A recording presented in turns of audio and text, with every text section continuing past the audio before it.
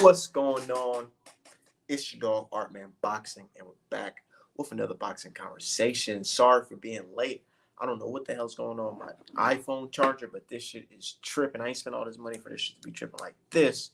But shout out to everybody in the chat already. We talking about some boxing tonight, man. We got to talk about it. I don't know if you guys heard the news, but it seems like Munguia versus Charlo is no longer happening, man. And that shit right there is a damn shame, dude. I was speaking on it earlier today. I was like, man, I don't see how in the world can we even talk boxing with the older generation when we got all types of bull crap going on right Talk now. about it, Jeff. What's going on, man? Hey, how you doing, brother? Shit, I'm doing good, man. Just struggling with electronics right now. Hey, man, you know I be struggling with it all the time. But shit, what's on my mind today is just BS with Oscar De La Hoya and Jaime Munguia.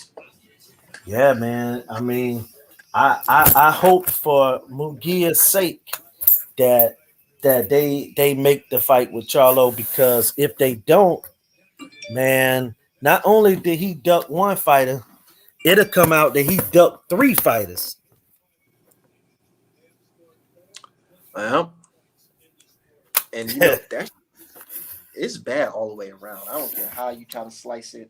Right. As a fan, it's bad all the way around because it makes our sport look crazy, regardless of what the reason is. We don't have the fight. I mean, you know, it goes to what you had said yesterday. You sent out that tweet where it's hard to talk boxing, excuse me, with people that, you know, came from a different era of watching boxing, because it's confusing how guys now turn down championship fights for you know, to fight contenders and non-contenders. And that's what it looked like with Mugia. But I will say this. I think that the only reason that the negotiations had lasted this long is because Mugia is, you know, trying to put pressure on De La Hoya, because De La Hoya ain't trying to lose his assets, man. You got to think De La Hoya, Golden Boy Promotions is almost up, man. It's almost up. So he trying to hang on. Leg. Yeah, he on his last leg. So he doesn't want any of his fighters to lose. But see, that's the crazy part, because you take them over there to Showtime, that might could give Oscar De La Hoya another life, because Espinoza used to be his attorney. So you never know. Espinoza may say, hey, Oscar, you know, you could bring some of your fighters over here and fight regular. So I don't understand it, man. I don't understand it either. Yeah. Seriously, it's like, why would you even? And then he did that old bullshit ass video talking about some, yeah, this is the main priority. When as soon as he said that shit, we all knew. We all knew that fight. What's up, Cozy? But yeah, man, Oscar might be back on the coke, man. I mean, and you know, you never know. You never know, because that was part of the reason that Richard Schaefer and Al Heyman, because at one time Golden Boy was the best promoter in boxing, and he wasn't promoting any other fights. He was in rehab. De La Hoya was in rehab. Canelo versus Floyd. Exactly. So, you know, one of the biggest fights that his promotional company has ever promoted, he wasn't even a part of it. So it kind of shows you, man, what kind of mindset this guy be in. You know, he secretly had his divorce, and I ain't trying to air out Oscar personal stuff. It's just what it is, man. You got that's something you got to look at, man. It's affecting boxing. I know that. Yeah, his like, garbage. And today I went back again, just doing my Googles. I went and watched Randall versus Charlo. I mean, not Randall versus Charlo. Randall versus Chavez Sr. 1. Mm-hmm. And I'm just like, dude, like, this could have been Munguia versus Charlo, but yeah, we are today with nothing.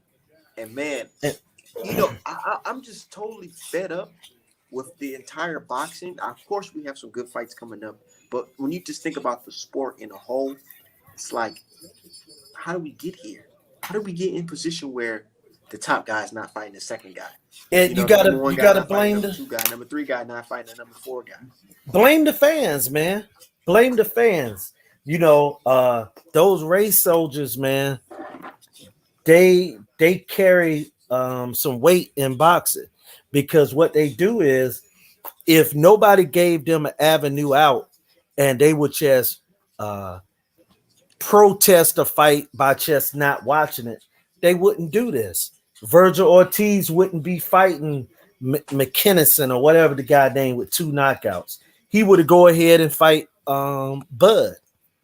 You know what I'm saying? Right away. So right away. So I mean, and because think about it, you think Boot's gonna just turn down these title fights?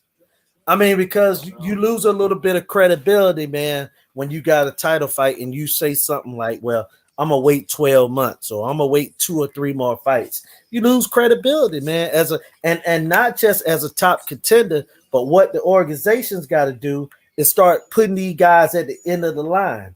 When you turn down a title fight, you should be disallowed from fighting for that title or that belt for about 2 years.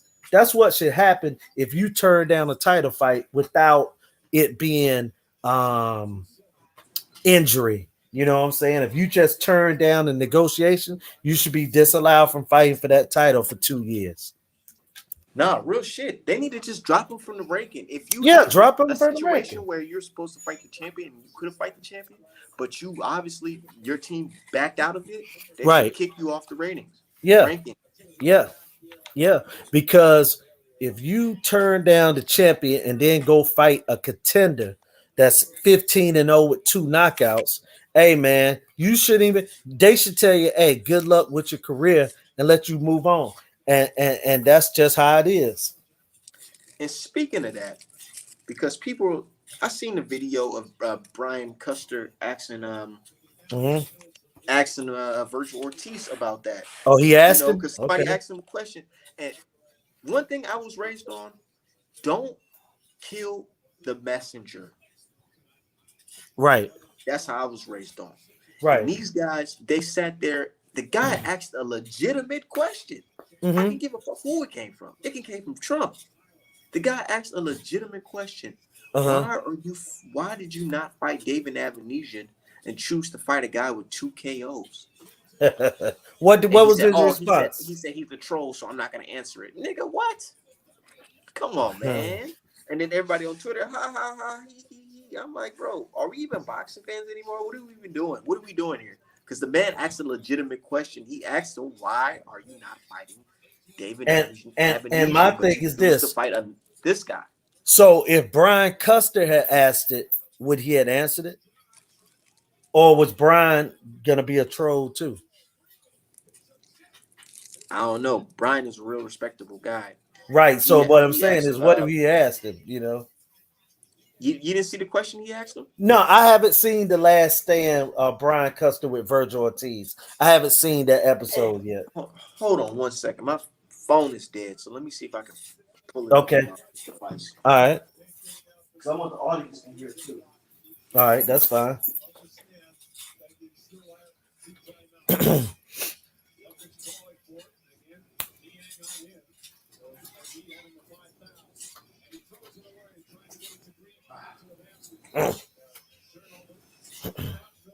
Shit, I'll play here in a minute. My okay.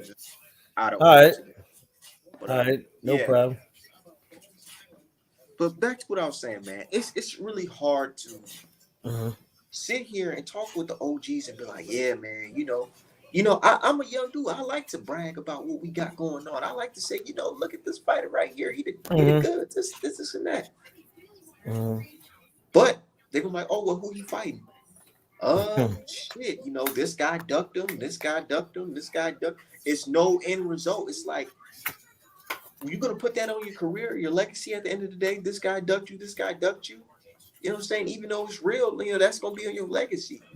And I made a little meme today. I don't know if you've seen it on Twitter. It was 2 old white dudes talking to each other. like in the 80s or 70s. And the theme was, I said, or the caption was, the year's 2056. And it says, the old man's talking to the other old man. He said, man, I wish we got Canelo versus Charlo. And the other old guy says, well, me too, but Charlo didn't deserve it. And I put legacy. That's going to be your motherfucking legacy at the end of the day. You're going to talk about how a fighter didn't deserve it instead of actually what happened. Instead of the fight actually happening, and you can describe in detail what happened. I'm going to tell you, man, very rare do I say a fighter don't deserve a fight unless I say something like he didn't deserve it over this fighter. But it's a champion's duty, man, to fight other champions and all the top contenders of their era that they can fight. You get what I'm saying? So you might not fight or be able to fight 30 different guys, but you should be able to fight the top 10. You know what I'm saying? You should be able to fight the top 5 fighters of your era in your weight class, unless you fight one or two of them and you get beat or you get hurt in the fight. And you know what I'm saying? Like, you should always be able to fight these guys. So my fault. Shit, look like you got disconnected. But yeah, dude. We're just speaking on, like, at the end of the day, how is this gonna look in boxing, dude? How is this gonna look years down the line? Oh, well, he didn't deserve a fight. Is that what we'll be saying when we 60 fucking 70 years old? All right, my fault, man. The dog jumped up in the screen and knocked me off, man. Sorry about that, man. I was right in the middle of a sentence. But what I was saying was, Charlo, and regardless of what people say, well, Charlo is stationary target, he this, he that. Man, that fight got to get made. It ain't no ifs and buts about it. Like, you got to make that fight. You got to make Charlo and Canelo. That's a fight that should have been made. You could have made it at 54. You could make it at 60, and you could definitely make it at 68. Like, it's no excuse. But I mean, but this guy's saying that was fans saying that Whitaker don't deserve a fight? Man, let me tell you something. The Mexican fan base then was promoting Chavez against not just Whitaker. They wanted him to fight Pernell. They wanted him to fight Meldrick Taylor, which he did. They wanted him to even fight Terry Norris, you know what I'm saying, who was the champ at 54. That's how much, that's how much they really believed in their guy. And so much so, they didn't have an idea about if he should fight Frankie Randall. That wasn't on their radar. But guess what? When he lost to Frankie Randall, they was yelling for the rematch. You don't hear nobody saying when Mayweather beat Canelo at that particular time, won't nobody saying, man, let's throw Canelo back up in that ring. Now they say it after the man had been retired for 5 or 6 years, and then Canelo had moved up 2 or 3 more weight classes. You see what I'm saying? So, like I said, man, it's the fan base issues in boxing that allows guys to duck. And then the fans doing this, and then the media feeds off of this. Right. Man, you notice that Canelo's saying what the fans are saying now. Right. And you think about it. Some of the media are fans. Mike Coppinger is a fan. I mean, look, man, I'm going to tell you, you going to the fight there. I heard you promoting it, the Tim Tszyu fight in another week, right? Okay. But you're not asking, I haven't heard you get up here and talk about, oh, man, Al Heyman or Eddie Hearn or one of these guys are going to pay for my room to go see this fight. See, once you do that, you're no longer, you're no longer a real, credible fan. You've been bought. And that's something that I'll never be. I'll buy my own. Because once you start allowing people to give you something, then you can never stand on your own too. Like I say, you know what that reminds me of, Julius? What's that, brother? Around the Wilder versus Fury thing. Mm-hmm. You remember that's basically how I got all this shit popping on, because I was just very vocal on that shit. And I remember people were like, "Well, you doing all this? Is Wilder gonna buy you a ticket, or is Malik Scott gonna buy you a ticket?" Even the person that you go on her channel, I ain't gonna say the name, but even her saying something like, "Oh, well, you did all that and they ain't buy." I said, "Hold on. First of all, I'm a man, and two, I'm a hustler. I'm gonna make sure I get to that fight." You know what I did? I made sure I worked hard as hell. I painted all these pictures, pressed them up all by myself, mailed it out, stacked my paper up, and bought me a plane ticket. You know what I'm saying? Bought my hotel, bought my fight tickets. That's what's up, man. And look, man, exactly what I and did. that's And I keep it 100. And they didn't buy me. And no, you know, hold on, not to go on a little rant real quick, but no, go ahead. My thing is, I'm not like these other dudes, Julius. I'm not gonna be kissing ass to please fighters or whatever. I'm gonna keep it 100 because I'm a boxing fan at heart. Right. You know. And if they don't, I feel like the stuff that I say is real. So if they got a problem, I can always address it. It's not nothing I'm gonna hide from or try to backtrack. You know, speaking of backtrack, your boy Sean Porter was backtracking on motherfucking Wilder today. About them comments he had made. First he was talking crazy about Wilder. Now today, Wilder, he's good, man. Nah, man, I don't like that shit. Well, man, Sean is really a politician. Now, he'll take that hard stance on certain guys, and then certain things he'll backtrack and do this and that. Like I've been hearing and seeing the direction of the show since he retired. You got to understand, Sean is trying to, shock value. He's trying to be. I mean, he worked with Fox, right? I mean, people put it as Fox. Yeah, that's what I'm saying. People put it like it's Fox Sports. No, it's Fox. Fox owns Fox Sports. You know what I'm saying? There is no sports on the end without Fox. So a lot of those things that guys say, they are, encouraged to say certain things. They encourage to, and it's like what some guys do on Twitter, man. Yeah, of course. Like I'm gonna tell you, bro, I could go on anybody platform because I'm gonna say the same thing. I'm gonna be real all the way across. I just don't get in no beefs. That's the only reason I'm able. You know what I'm saying? Because I don't get in no beefs. But it's a lot of people that are continuously promoting certain talking points, and every chance I get, bro, I try to stop it. What's up, D? Me too. And that's why they hate me. And that's why one of the reasons why they hate me. But shout out to D-Hive. They hate the fact that I'm always pointing out the double standards, to the fact that even when they see the double standards, they be like, "Oh, where's Artman gonna come up and say something about it?" Yeah, bro, I'm telling you, brother, this ain't no different. Like a lot of the stuff that we do and go through right here with the boxing, I be doing that and going through that with my college basketball, my baseball, football. They do the same thing with blacks in other sports. Because racism is in all activities. Yes, in all activities, bro. All activities. Right. Yeah. I slid in a little late. What y'all cooking on right now? I heard the bit about Sean Porter in the show. Are you talking about how he kind of muddles the line between on and off code to maintain? We just talked. Well, the first thing we were talking about Virgil Ortiz. Yeah. Oh, okay. Yeah, because that's some straight bullshit right there. And then we got into basically how Munguia. People be switching up or putting on a front and a fake for these, and it's causing boxing to go downhill.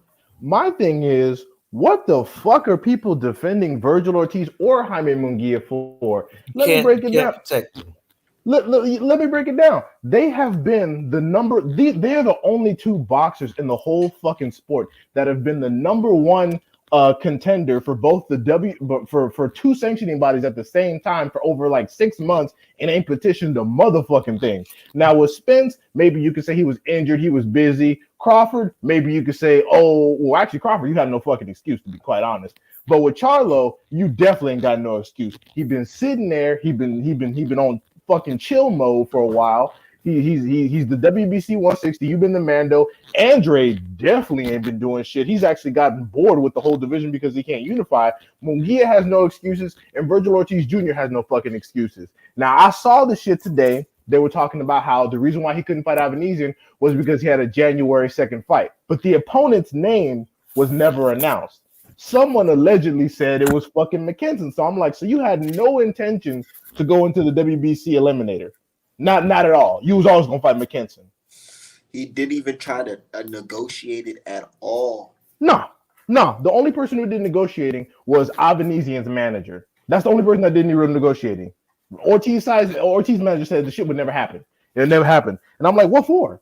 Who is he to stop an eliminator? Avanesian ain't shit. Well, his best win is Dusty. What's his name? Dusty Ass Mosley. You know, when he was old. Hey, D-Hive, this is one thing that you missed that I had said earlier, and I stand by this. When a guy turned down a fight for the belt, when you are mandatory and you don't enforce or you refuse to take the fight, I believe that the sanctioning body should disallow you, take you out of the ratings for up to 2 years. You can't fight for that title for 2 years, which those guys, it would have been the WBO and the WBC. They would have been disallowed from them. And until they do that, man, they're going to continue to do it. Yeah, go ahead. I was thinking the same thing, except not for 2 years. You should be out of the rotation and have to fight your way back into position. So however long that takes, I don't care if it's 2 years, 3 years, 4 years, you got to fight your way back into position. You reset 5 spaces, and you have to fight. Either have to fight an eliminator for your spot back, or you have to fight back into position from like number 10 or number 11. Because you can't fuck up the top. So you can't fuck up the top 10. So we're just gonna slide them in the 11th spot, and then that person in the 11th spot gets screwed over. Because that means if you're in the 11th spot, you're not even ranked anyway. So I agree with you, but I wouldn't even put a time limit on it. I would say you got to fight to get back to where you were because you was a bitch, and that's what you get. Right? Yeah. Like, what are you guys boxing for? Right. That's the fuck I'm trying to figure out. That's what I'm trying to figure out. Okay, if you're trying to box for only money, you might as well just start fighting Jake Paul in now. Yeah. Or make your own YouTube fight then. Just say that then. Yeah, do street beef. That's what I'm saying. That's all I'm saying, because you can move out the way, and all the real niggas who don't got, the crazy management with, all that shit, they can step up and actually challenge the champion. Hey, Art, man, I got to address this, bro, because I saw you with the guy, and I was waiting till we got back on, because I didn't want to be in a back and forth on the Twitter thing, because I can't, it's only so many words, and I'd rather talk it, and if they see it, they can respond. But I got to call out Ishe Smith, man. Oh, shit. And because I saw the thing where he taking this, bare knuckle fight, right? Okay, let me say this. Ishe Smith is just a scale behind Paulie Malignaggi. So if he had took a fight with you, he could have made money. Triller, all those people are into that. Oh, he's fighting the YouTube guy with the pick in his top of his head. Art man. See what I'm saying? But the reason that a guy like that don't want to do it is because then he would have been helping a brother. And a lot of times our black folks don't want to help one another. It ain't got nothing to do with you ain't got a name. I saw the stuff. Oh, you don't have a name, and the only green you got is the weed you smoke. Okay, whatever, man. You must not. But my thing is this: you must not have the green because you going over there to the pond and fight a bare knuckle fight, and not just that, but you were crying with tears coming out of your eyes and snot running out of your nose about the disservice that Floyd Mayweather and them guys did to you. Now, when you were crying and snotty nose, I took up for him. I was upset at what they did to Ishe. And I feel that Ishe, you know what I'm saying? Excuse me, man. This dog is crazy. But look, I feel that Ishe had been screwed in boxing by Lou DiBella and by Mayweather promotion. But guess what, though, bro? But when you do what you do to black people, hey, man, it's hard for me then to continue that same energy. When I'm saying just like the Ukraine, I had great energy for the Ukraine in the beginning, but after seeing Vitaly Klitschko, you know what I'm saying, your mayor, you know what I'm saying, taking all these pictures with Aryan Nation people, hey man, all that energy I had to let it go. And I'll be the first one to admit I was wrong. I was wrong on Ishe, and I was wrong on the Ukraine. And my thing is, niggas that don't even like Art Man said they'll pay to see him scrap somebody. So Ishe can't even, because I remember we were talking about getting a Twitter card where like me, you, and like maybe 6-7 other people would be on it and have like a whole card schedule. Niggas who don't even like us said, "Oh yeah, we'll pay to see y'all scrap though." I was like, "Okay, fuck it." But Ishe want to spend half his purse on a fucking plane ticket. And my thing was like this. It wasn't on some like, oh yeah, I just hate you, nigga, and I just want to beat your ass. It was on some, I seen a money opportunity. I like to train and all that shit, and you a professional boxer, old in age. Shit, and I'm seeing people getting the bag left and right. I'm like, nigga, it ain't nothing for us to do a GoFundMe, a crowdfundme. Situation. Eric, like, facts. And we could just meet up at a fucking, bro, we could literally spend like what? I could spend like what, $100 to catch a flight to Vegas. We can meet up. We can, you know what I'm saying? Whatever. We can get lawyers and all that. We can make it real. You know what I'm saying? My thing was just like, dude, we could have literally had a situation where we crowdfunded where we're going to, on this date, we're going to meet up at this gym to spar, crowdfund our purses, whatever. Whatever it is, we're going to split it right down the middle. Hire a cameraman, whatever. But again, that would have, and you know, and that's all money right in your pockets. You're not breaking bread with these white folks. You're not putting money. You know what I'm saying? Everybody touching it. It could have just been right then and there. But Art, man, haven't you realized black people like to break bread with white people, man? Yeah. They want to. Now look, some of them. And I know that this is an old country saying, man, but hey, man, some of them can't move unless they think that, hey, man, they got an event going on down there, man. Oh, who gonna be doing it? Oh, man, ain't nothing but black folk. Oh, nah, man, I ain't going down there with them niggas. And they talking about their own folks. They hear, hey, Mr. Charlie gonna be down there. He running things. He got D-Hive working underneath him. He got Art Man out there working underneath it. Oh, yeah, man, count me in. I'm going now. See, that's how it is, man. Also, Eric Roses, we don't have to accept it. The reason why it happens is because fans only accept the bullshit when it comes to certain fighters. Like the pressure, the reason why Canelo even fought Triple G was not only for money, but the pressure was insurmountable. The reason why Mayweather fought Canelo was because the public pressure was insurmountable. The reason why Mayweather fought a lot of motherfuckers that weren't really shit was because the pressure was insurmountable. I didn't get, like, when they were announcing Maidana, I was like, who the fuck is this? Who cares? Because he beat the loudmouth Negro, and they thought he was the Negro headhunter. So he's like, all right, get Floyd. You gotta get Floyd. I was like, is this the nigga that Khan served up? Are you serious? Or Devin Alexander? Right. People forget that. Yeah, Devin Alexander beat him up. I was like, man, fuck Maidana. This shit is gonna be boring. Floyd is just gonna outpoint his ass, and we're gonna go home. And then that shit happened twice. I was like, you niggas are retarded, bro. Yeah, I was like, they made so much money off of it, and it was very entertaining. You know why Floyd fights was entertaining? Because the fact that it was two groups that was confident in their fighter. You know what I'm saying? Like, what is this where today's boxing where it's like Canelo fights somebody, everybody know Canelo just gonna win. Cozy, your grandmama sound like my great grandmama, man. Since some black people think white people ice is cold, like my grandma used to say. Yep. Yeah. Thanks. Yes, sir. So that's say that too. She's from Alabama. Yeah, man. I knew it was somewhere in the South. But you know what, though, man? I'm gonna tell you. So that's the thing I got against Ishe. I ain't got no problem with Ishe going against the grain because but when he did that stuff right there, like I said, man.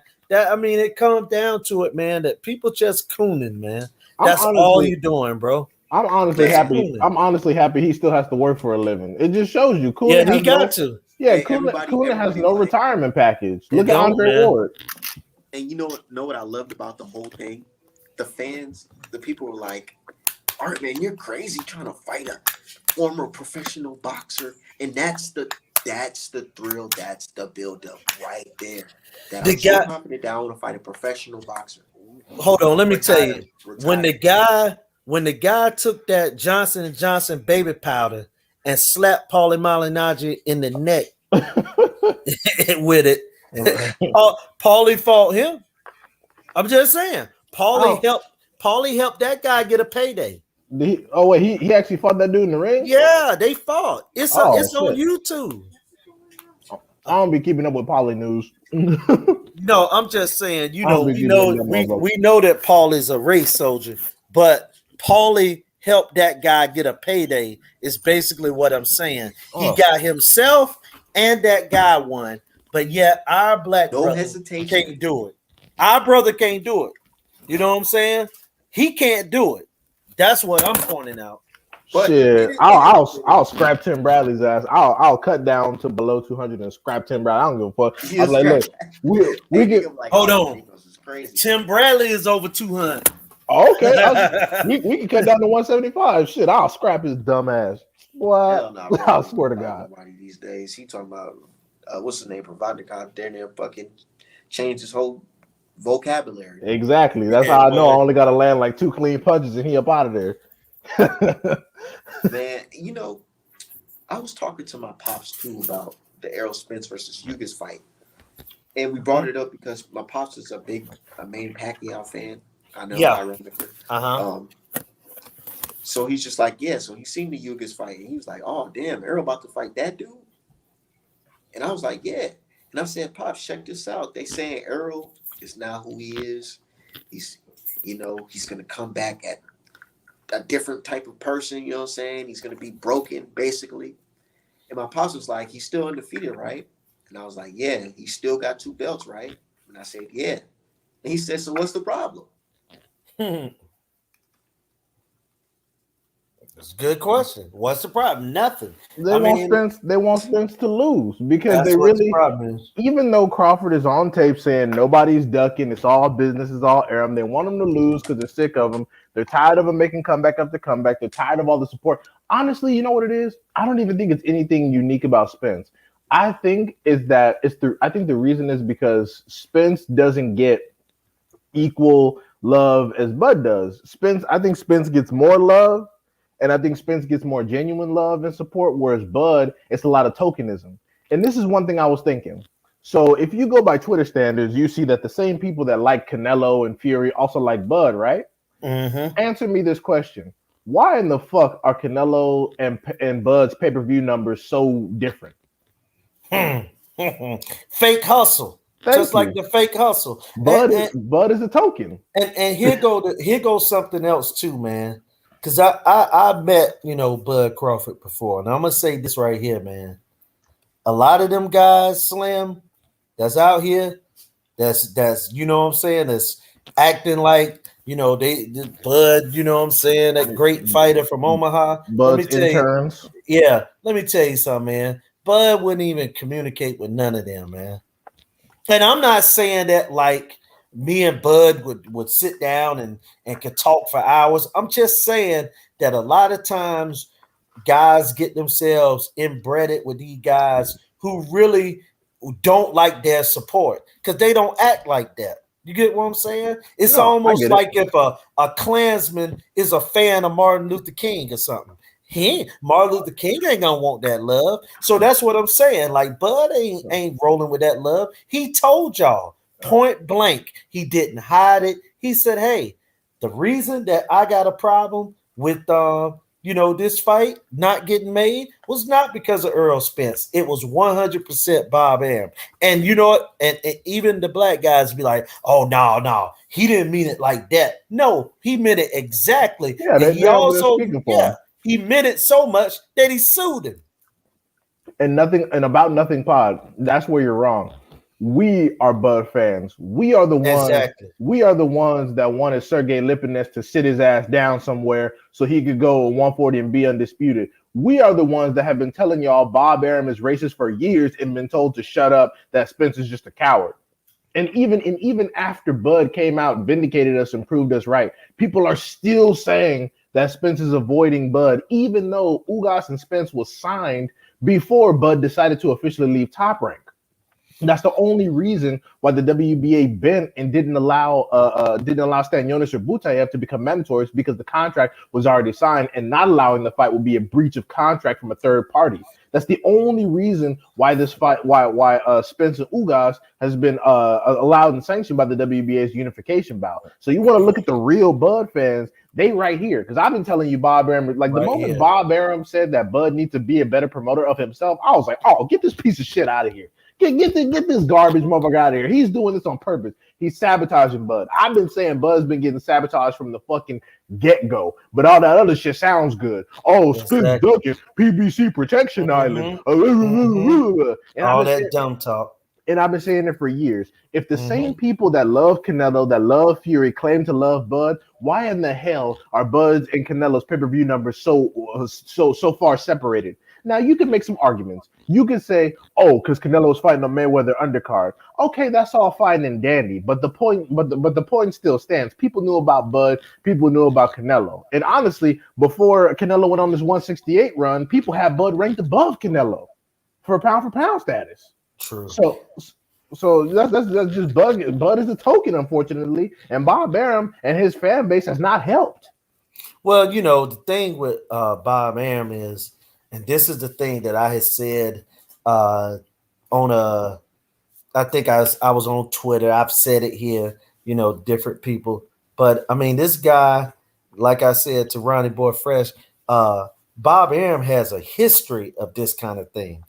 If he didn't have a 40-year history of different fighters, I could understand people being skeptical and believing the promoter. Look, they do this in major sports, all major sports, and not just that, but even in life. Like, let me give you an example in major sports. If a player holds out in football or baseball or basketball because they want more money, the fan sides with the owner and say the player need to come in and honor his contract. You see what I'm saying?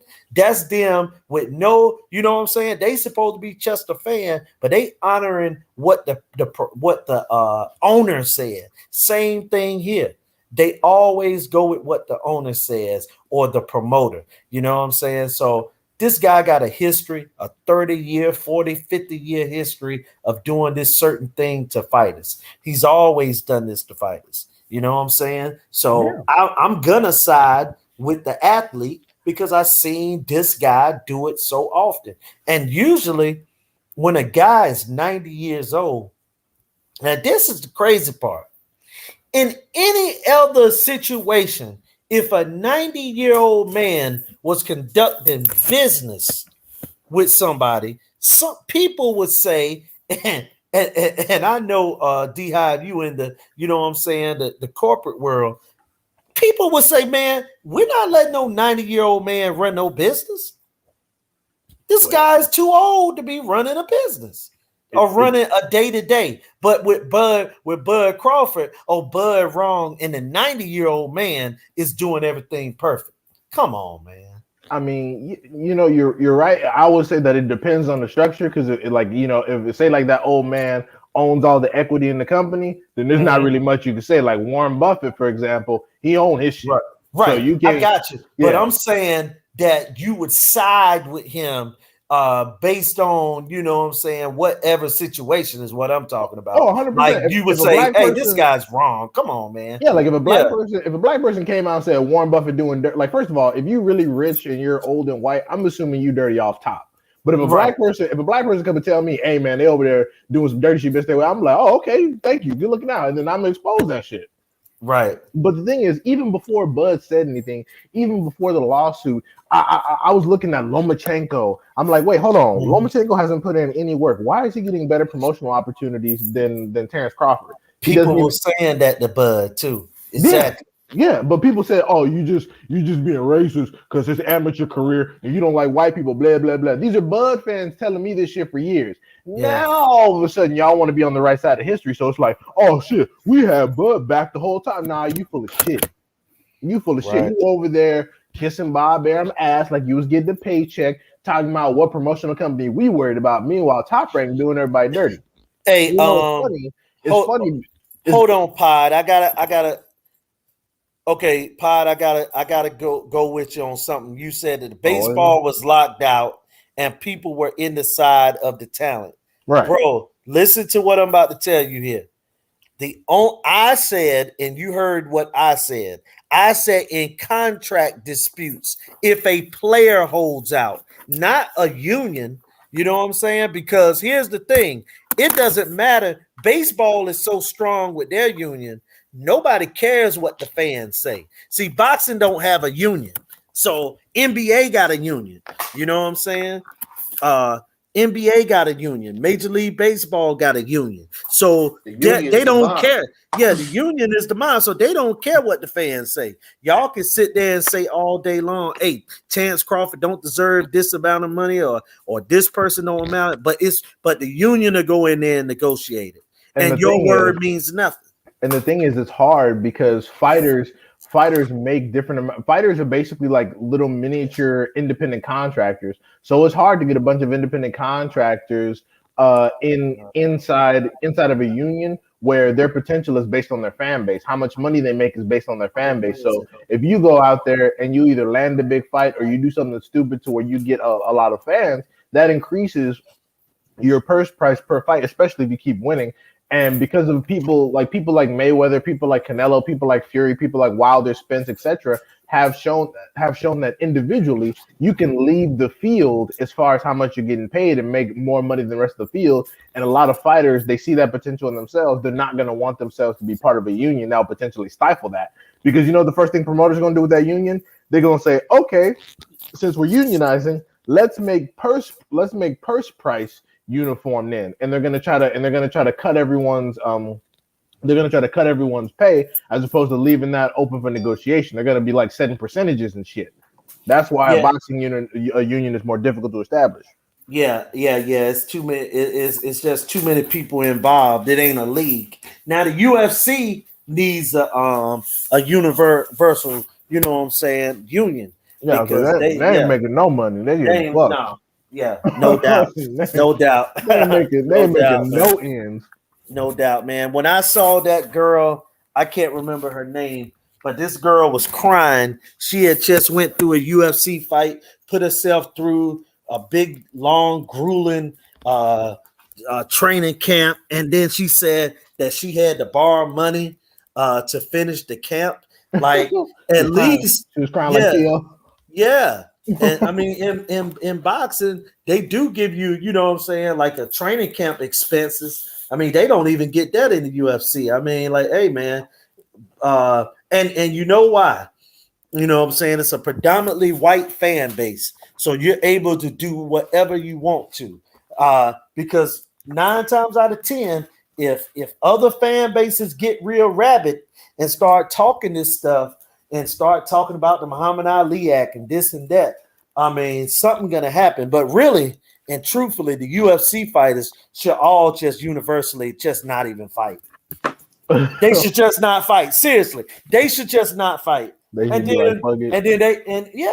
I guarantee you that Dana White and them guys gonna come to the negotiating table and they'll start getting training camp expenses. They'll start getting money they never thought. You know what I'm saying? Not no KO of the night. These dudes literally breaking their elbows and getting dents on the side of their faces and heads and shit for $10K. This motherfucking Dana was streaming Canelo Plant during a UFC championship. You know how embarrassing that shit was? I'm like, damn, bro, you don't even watch this shit. You said what happened? Remember when the night of Canelo versus Plant, Dana White was streaming that fight when he was watching the UFC championship, and motherfuckers he was literally at his own fight watching. Right. Motherfuckers like, damn, even Dana don't even watch this shit. Exactly. He's just in there making bread.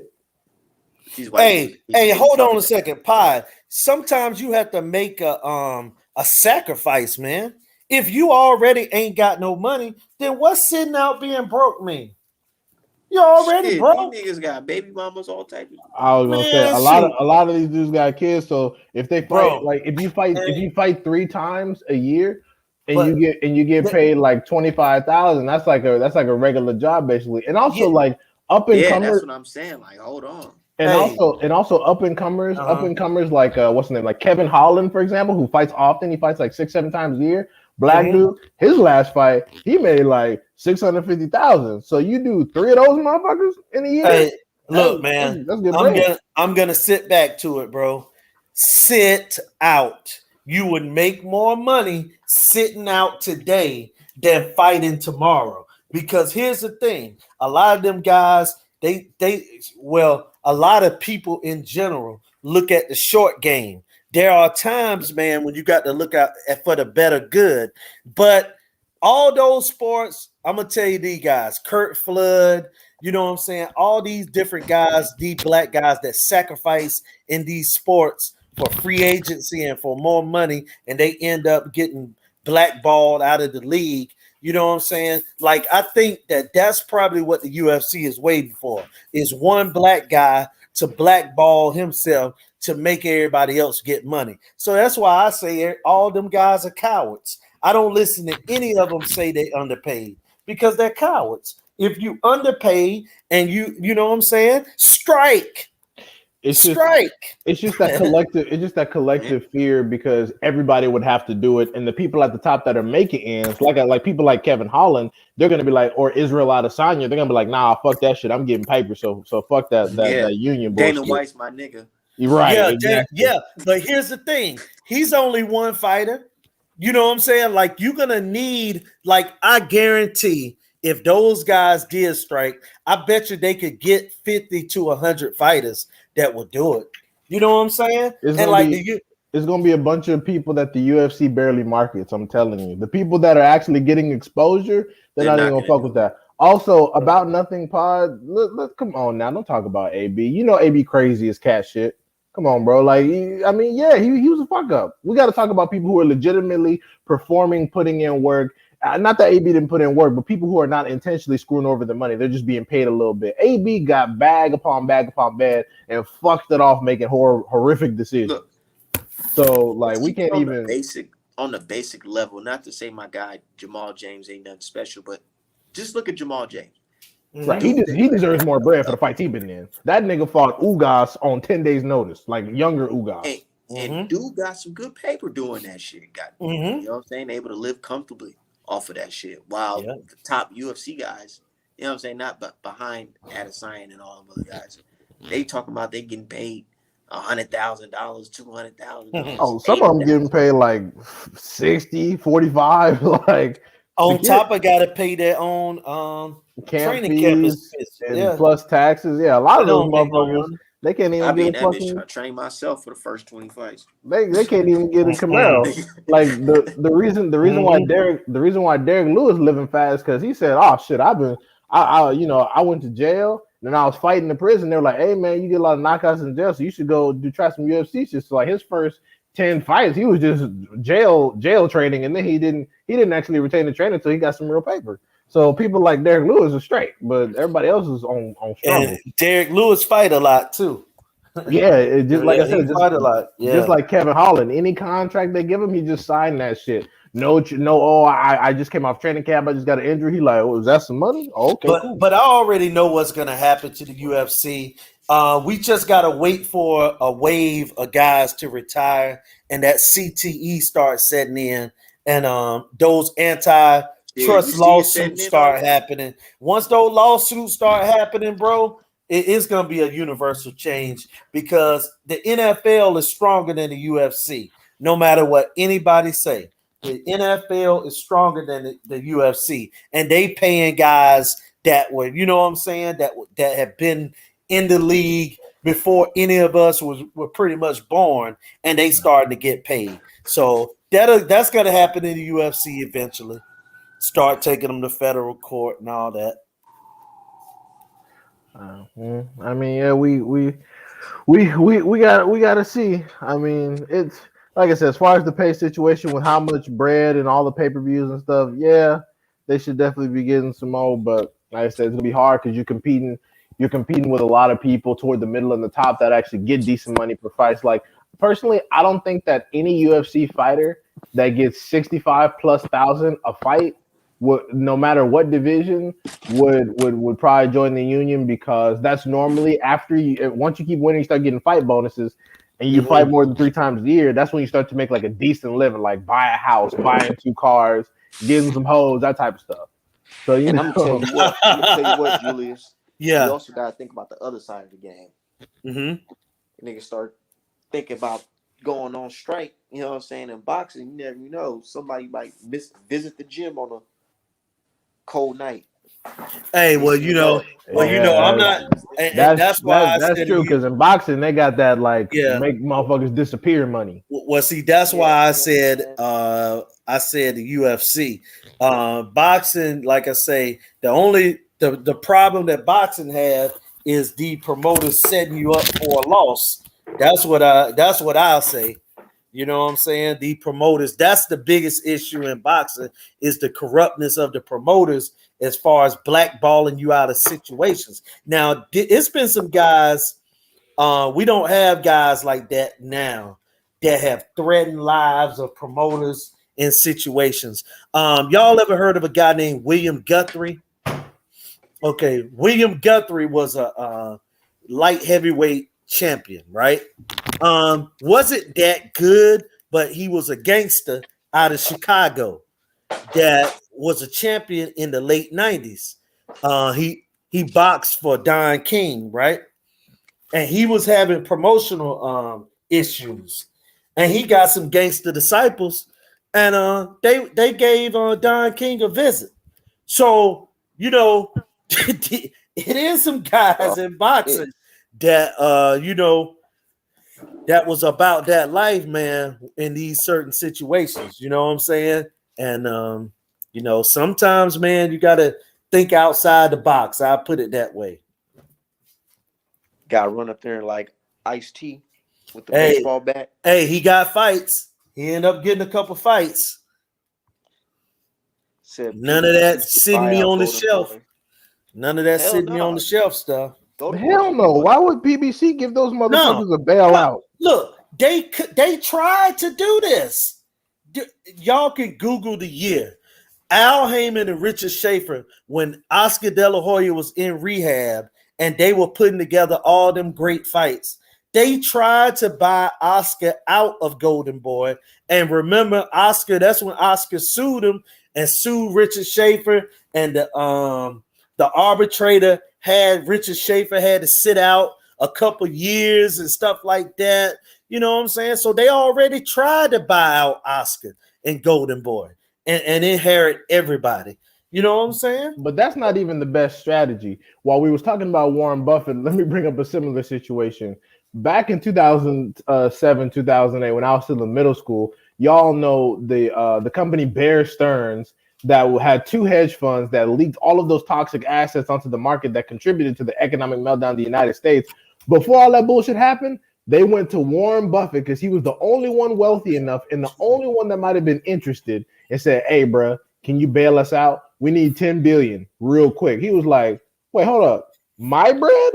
Oh, no, fuck that. Fuck you and fuck the country." And then he let Bear Stearns collapse and just came in and then swooped everything up in his holdings company. That's exactly what PBC needs to do. Let these fighters realize that the only people that are getting them paid is over here on this side, and let him and Schaefer do what they did to Golden Boy, which was take their initial stock, have their fighters leave them where they're working with nothing but fucking scraps, having to build names off garbage while PBC fuck around and say PBC's running a monopoly.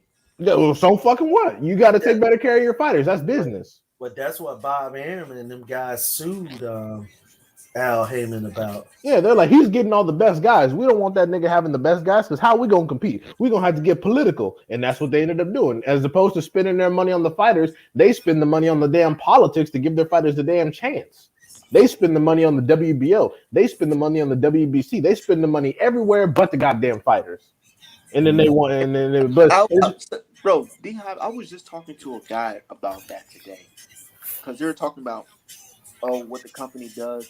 Hey, who got them? You got music playing? You got to put that No, on not mute. me. Nah, I don't have no music playing on my end. Oh, okay. Okay. But No. yeah, basically it was like, yeah, the guy was just explaining, oh, you know, the company just want best for the company. And I said, I understand that. But boxing is forgetting that besides business, these guys actually have to fight. You know that, right? If you Right. can't make all this capital not fighting anybody, how the hell are you gonna make it happen? You gotta fight at the end of the day. So why not put your fighter in a position? And I kept on telling them dudes the zone. I'm like, dude, scare in America, scare money don't make money. Not at all. That's true. You know what I'm saying? What are you talking Yeah, about? Like they're trying to build up. Fight McKinnison. Yeah, that's garbage. Yeah, they're trying to build them up, and I'm like, what you trying to do? Sacrifice them to champs? What if the champs are busy? What if they're doing something else? They're gonna need to face some adversity before they even get there. Because I'm gonna tell you right now, Virgil Ortiz versus Terrence Crawford, Virgil Ortiz gets stopped. Virgil Ortiz versus Errol Spence, Virgil Ortiz gets beat the fuck up. Yeah, and also, what happens if Virgil Ortiz lose to McKinnison? Bro, I mean, that's more devastating than if he lose to Crawford, Spence, it's happening though. Boots, If he fuck around and looks any kind of vulnerable with 2 KO McKinnison, you're gonna be in a worse situation than if Ivanese knocked your ass smooth out. Hey, D-Hive, I wanted to say something to you though, brother. I wanted to say something to you and Art about the last situation, that fight that Eddie Hearn had a couple weeks ago, and we saw Devin Haney and Canelo taking a picture together. Oh yeah. Okay, I wanted to say something about that. Yeah, I got a little issue with it, and this is what I'm gonna say, man. I hate calling my brother Devin out because it make me look like a Devin hater when I say, no matter how many nice things I say about him, when I have to come at him, it just look bad on me. But I got to, bro. Bro, he too comfortable with Eddie Hearn, man. He too comfortable with that guy. I know sometimes this is the thing that I hate about boxing, and it's just the reality of the sport. A lot of times, man, people are very comfortable with the paydays, and they'll work with these guys under every circumstance. But this guy is doing, look, by the time Devin Haney is finished fighting under the banner of Eddie Hearn, he will be a multi-millionaire. But his boxing career will be almost in shambles because this guy is going to lead him to nowhere. Lead him into meaningless fight after meaningless fight. But go ahead. I swear to God, if Hearn can't pull this Cambosa shit off while they over there in the Ukraine, I swear he better just pack it up and get the fuck up out of the United States. And I'm done. That's what I said. And then check this out as well. My thing with the Devin Haney taking a picture with Canelo, I don't really care for that. I don't really mind. You know why? Because he's trying to put himself in a position to make a lot of money. And he knows the fans eat off this shit. They know they love to suck him off. So just him being next to the guy, take a picture, they're going to be like, oh, who's that guy? Even if it's for the wrong reason, who was that guy? Yeah. So I'm just looking at it as a hustler, like a hustler mentality, not just like, oh, trying to kiss Canelo ass. Yeah, he shouldn't have been on film saying, "Can I get a picture though?" Yeah, look, I had no comment or nothing about that part of it. Now that you bring that up, can I take a picture with him? Like, you know what I'm saying? Hey, look, man, I don't know, man. Maybe like some people tell me, Julius, you too black, man. You too black in your thoughts. Okay, maybe. I wouldn't have been on camera asking for a picture. That's for sure. If I'm Devin Haney, that's 100% for sure. But I ain't gonna lie, I do that all the time. Where I'm at a fight, and I'll see that Lennox Lewis and all them. Those are legends that are gone from the sport. Say, just can I take a picture with you? That's kind of I don't know. I've never been that type of dude. Yeah, I'd rather take. I mean, you know, I have taken pictures with fighters, Antonio Margarito, couple guys, but you know, yeah, you take pictures with cheaters. yeah. This was before, and the crazy part about it is it was the fight in lead up to him cheating. I have to be honest, man. Hey, I'm not gonna lie. I'm gonna call it right down the line. What do you think about that situation when you seen that? Okay, here's the thing. He definitely had loaded gloves in the Miguel Cotto fight, and this was leading up to the Cotto fight. I think it was before the weigh-in. I took a picture with Margarito, but my thoughts is that he should have been banned from the sport. But guess what? Here's the part that hold on. Let me tell you what happened. When Cotto said something after the fight, after the pictures came out, do you know what people said? They said that Cotto was a sore loser. See, I'm gonna tell you what history said, not what they trying to rewrite. People said that Cotto was a sore loser. So you know, my thing was this: he cheated, and in the Shane Mosley fight, he didn't necessarily get caught with an illegal padding and this and that. See, that's another lie. What he got caught with is trying to put too much guards and stuff like that and make his fist like a cast. Then people start going back to the Cotto situation, and then Margarito trainer ended up getting banned from boxing. Nothing happened to Margarito about it. It was plaster wraps. Plaster wraps, right? And it wasn't. You know what I'm saying? But like I said, man, okay. The guy's a cheater. About Nothing Pod says, are we mad at Tank too? No, I'm not gonna be upset at Tank for anything because one, it's not my career. I don't know the nigga personally. And number two, it's not based on what we've seen with the Devin Haney situation. I have more respect for how Tank is moving because we've seen Devin Haney openly advocate to take a pay cut or whatever he needs to do to get the belts for legacy, and people have been against it. So that's why Tank's the way he's moving makes a lot of sense. You know, fuck belts, just get as much money as possible because these people aren't gonna like you anyway. That way it makes a lot more sense considering Errol Spence got 2 belts and they don't even like his ass. Yeah. Right now, D3. now I will say, would I personally, as a boxing fan, like to see Tank fight some certifieds and strip some belts off some motherfuckers that clearly ain't it? Absolutely. Or even fight Devin Haney for his strap? 100%. I've been asking for Tank versus Devin Haney since they was both like 19. You know what I'm saying? I mean, well, they're both like far apart, but I've been asking that for like. Hey, I gotta run, guys. I'm gonna talk with y'all, man. Oh, okay. You have a good run. All right. Okay. All right. But yeah, no, like even if Devin Haney was too young, I didn't believe it. I was like, nah, Tank should be fighting him anyway. I don't care.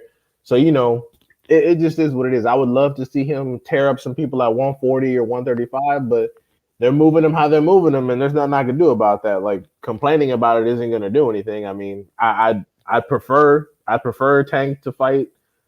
Man, I wish Tank fucking snatched the belts off of Josh Taylor, bitch ass. I would have loved that, but you know, it is they're Heyman and Mayweather doing what they're doing, so there's nothing I can do. It's the same with fucking Canelo's career. All you can do is talk shit. Like there's nothing you can do about it. I tried to tell motherfuckers from the beginning.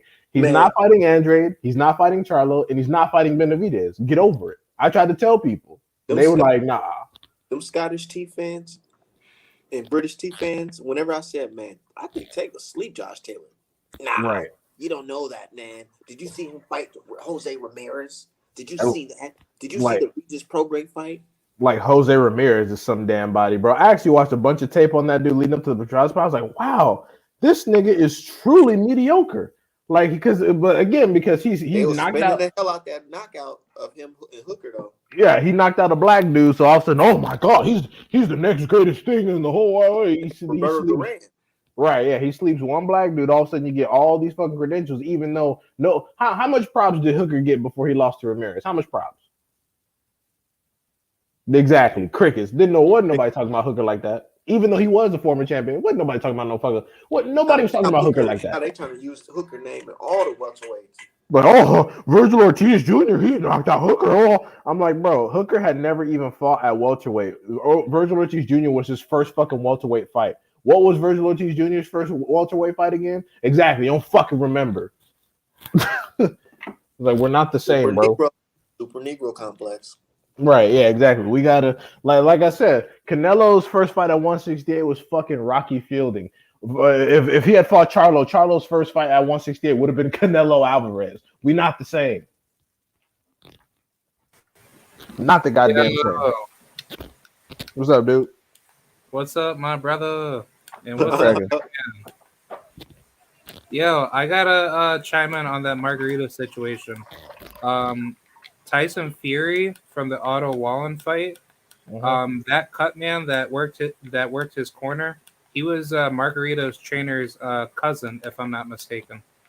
That's probably why the judge didn't stop the shit. Somebody slid him some cheese. Whole team corrupt. Yeah, so I just wanted to put that out there. Oh, you know what? Also, Maybe. Oh, go ahead. Yeah, like also Margarito's trainer's cousin knew about the Cotto situation, and he never talked about it. Oh, well, of course you can't snitch on your people. But what I was gonna say was maybe he was putting small bits of plaster on Tyson Fury's fucking cut. I gotta rewatch that fight. I'm like, damn, maybe he was like putting some like some small like mixture, like heavily diluted plaster with water to where it doesn't stick like super glue, but where it coagulates the blood. Some field medic shit like that. You'll never fucking know. Right, yeah. Because I got an uncle. Oh, you guys are crazy for thinking like this, nigga. Do you not know what the fuck?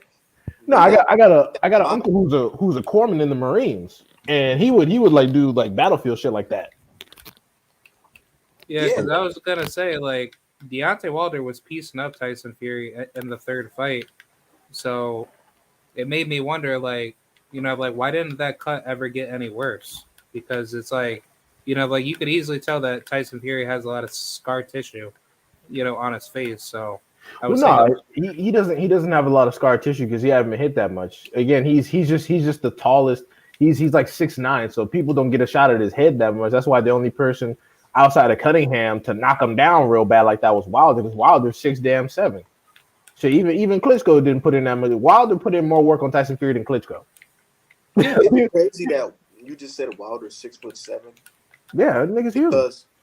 I don't think Tyson Fury's 6'9" though. He's like more like 6'8". No, when I was watching the fight live, bro, I'm gonna keep it 100. Wilder was big, but Fury was bigger, nigga. I'm like, yo, it just looked like two giants in the fucking ring, but one giant is obviously bigger. Yeah, but he's all blubber and fat. Like, you know, he's not like, you know, he's not physically huge. Bro, he is physically huge, bro. Physically huge. He's fucking massive. Like that. What? No, Tyson Fury prior to the third fight, if you look back like earlier in his, you know, younger career, he was actually like a very lean, you know, slim, you know, big bone, you know, heavyweight. First off, he's never genetically carried a lot of muscle mass. But the thing is, when you're 6'9", you're heavy. Wilder is a super anomaly because of his genetics. Like I always tell people, Wilder was a chicken sandwich away from fucking cruiserweight. If he had gone down to cruiserweight, nigga, you would have had to call the police on what he would have done to that division, bro. They were saying that when he fought these guys, because he'll come in at what? He's like 217 the first Fury fight. They'll say Walder fought at 205 at one point. They'll say by the end of the fight, since he's been exercising in the ring, basically fighting, you know what I'm saying? They said he'll leave the fight as a motherfucking cruiserweight. Bro, if Wilder decided to fight at cruiserweight, we wouldn't even be talking about Usyk right now. That motherfucker would be dead. Usyk would literally be buried somewhere because he died in the ring, bro. Like, it wouldn't. Oh my god. That's why I said who would win stylistically. I mean, don't get me wrong. Usyk has all the tools to beat him. Don't get me wrong. But all it takes is one shot, and it's over with. And it can land. And it does land. I don't care what nobody says about Wilder. The right hand always lands in every single fight. No matter if he won or lost, the motherfucker still land. Yeah. And the person, the only person not on roids that took it the best, ironically, was Areola. Areola's chin is something else, ain't it? Areola ate them motherfuckers, bro. Like, like I always look back at that fight. Didn't they stop it standing up? Yeah, because he was just getting his ass beat. It was terrible. But I'm like, damn, Areola ate like 4 or 5 of them bitches. One hand, and then you got niggas like Andy Ruiz going life or death with this nigga on his healthiest camp ever. Right. He got a year's worth of solid diet and exercise and looked like ass. That made no sense. But put that out there. Like keep that in your mind, people. Y'all talk a lot of shit about Deontay Wilder, but Wilder did better against Fury than fucking Klitschko did in their first fight. Klitschko straight up lost, got outboxed for 12 rounds. Wilder got a draw and dropped him twice. So you can call it really beat Fury in that first fight. I don't give a fuck what nobody said. He really did. And I feel like he beat him in the third fight too, but you know how that shit go. Yeah, missed the long count. I ain't never seen no fucking fight where they got to do a little mini documentary about a fucking long count. Right, facts. But about Nothing Pod, I agree. That's why I said I can't hate on Tank, because they're gonna shit on him when he decides to go for belts. So he's like, fuck it, what's the point? Because I guarantee you, if Tank said, fuck the money, I want Kambosos right now, everybody would talk shit. Everybody would talk shit, be like, oh, why now? Why does he deserve it? Yeah, why does he get Kambosos is the A side, so Tank need to take a pay cut. They know damn well Tank ain't taking no motherfucking pay cut. The fuck?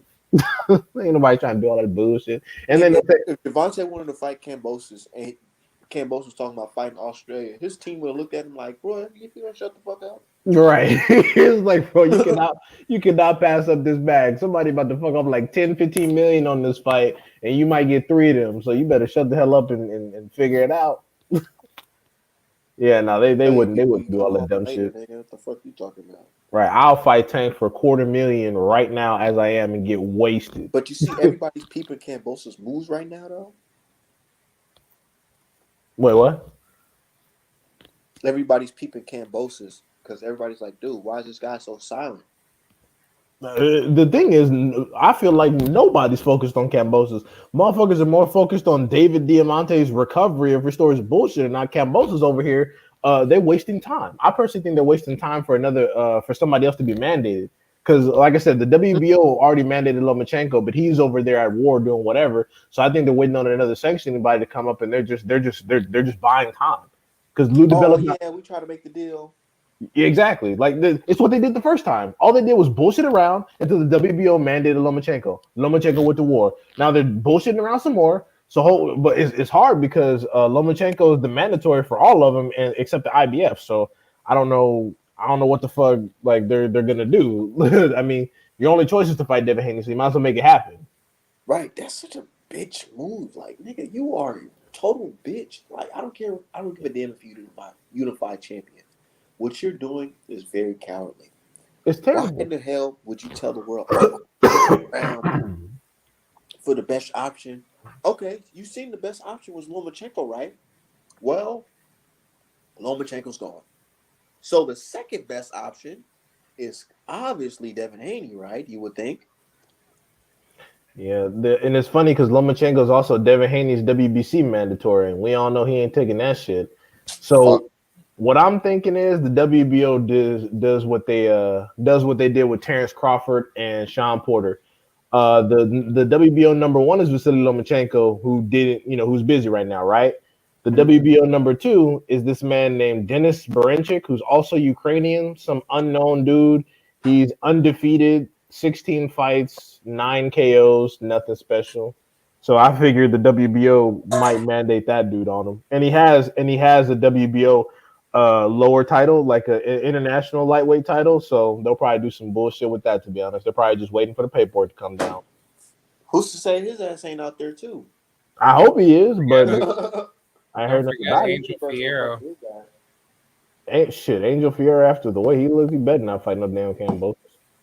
He looked like booty his last fight. He just fought. I mean, if the WBO calls him up for it, then I'm pretty sure Kambosos will probably beat him. But yeah, I mean, I don't think. I mean, if Dennis is over there, cool, and Angel Fierro, yeah, but because Isaac Cruz is number 4, he's got to fight. Gamboa's got to fight. He's fighting. He's fighting. He's fighting Isaac Cruz. Yep. Michelle, because Rolly and Tank are busy. Michelle Rivera could fight Kambosos. That would be interesting.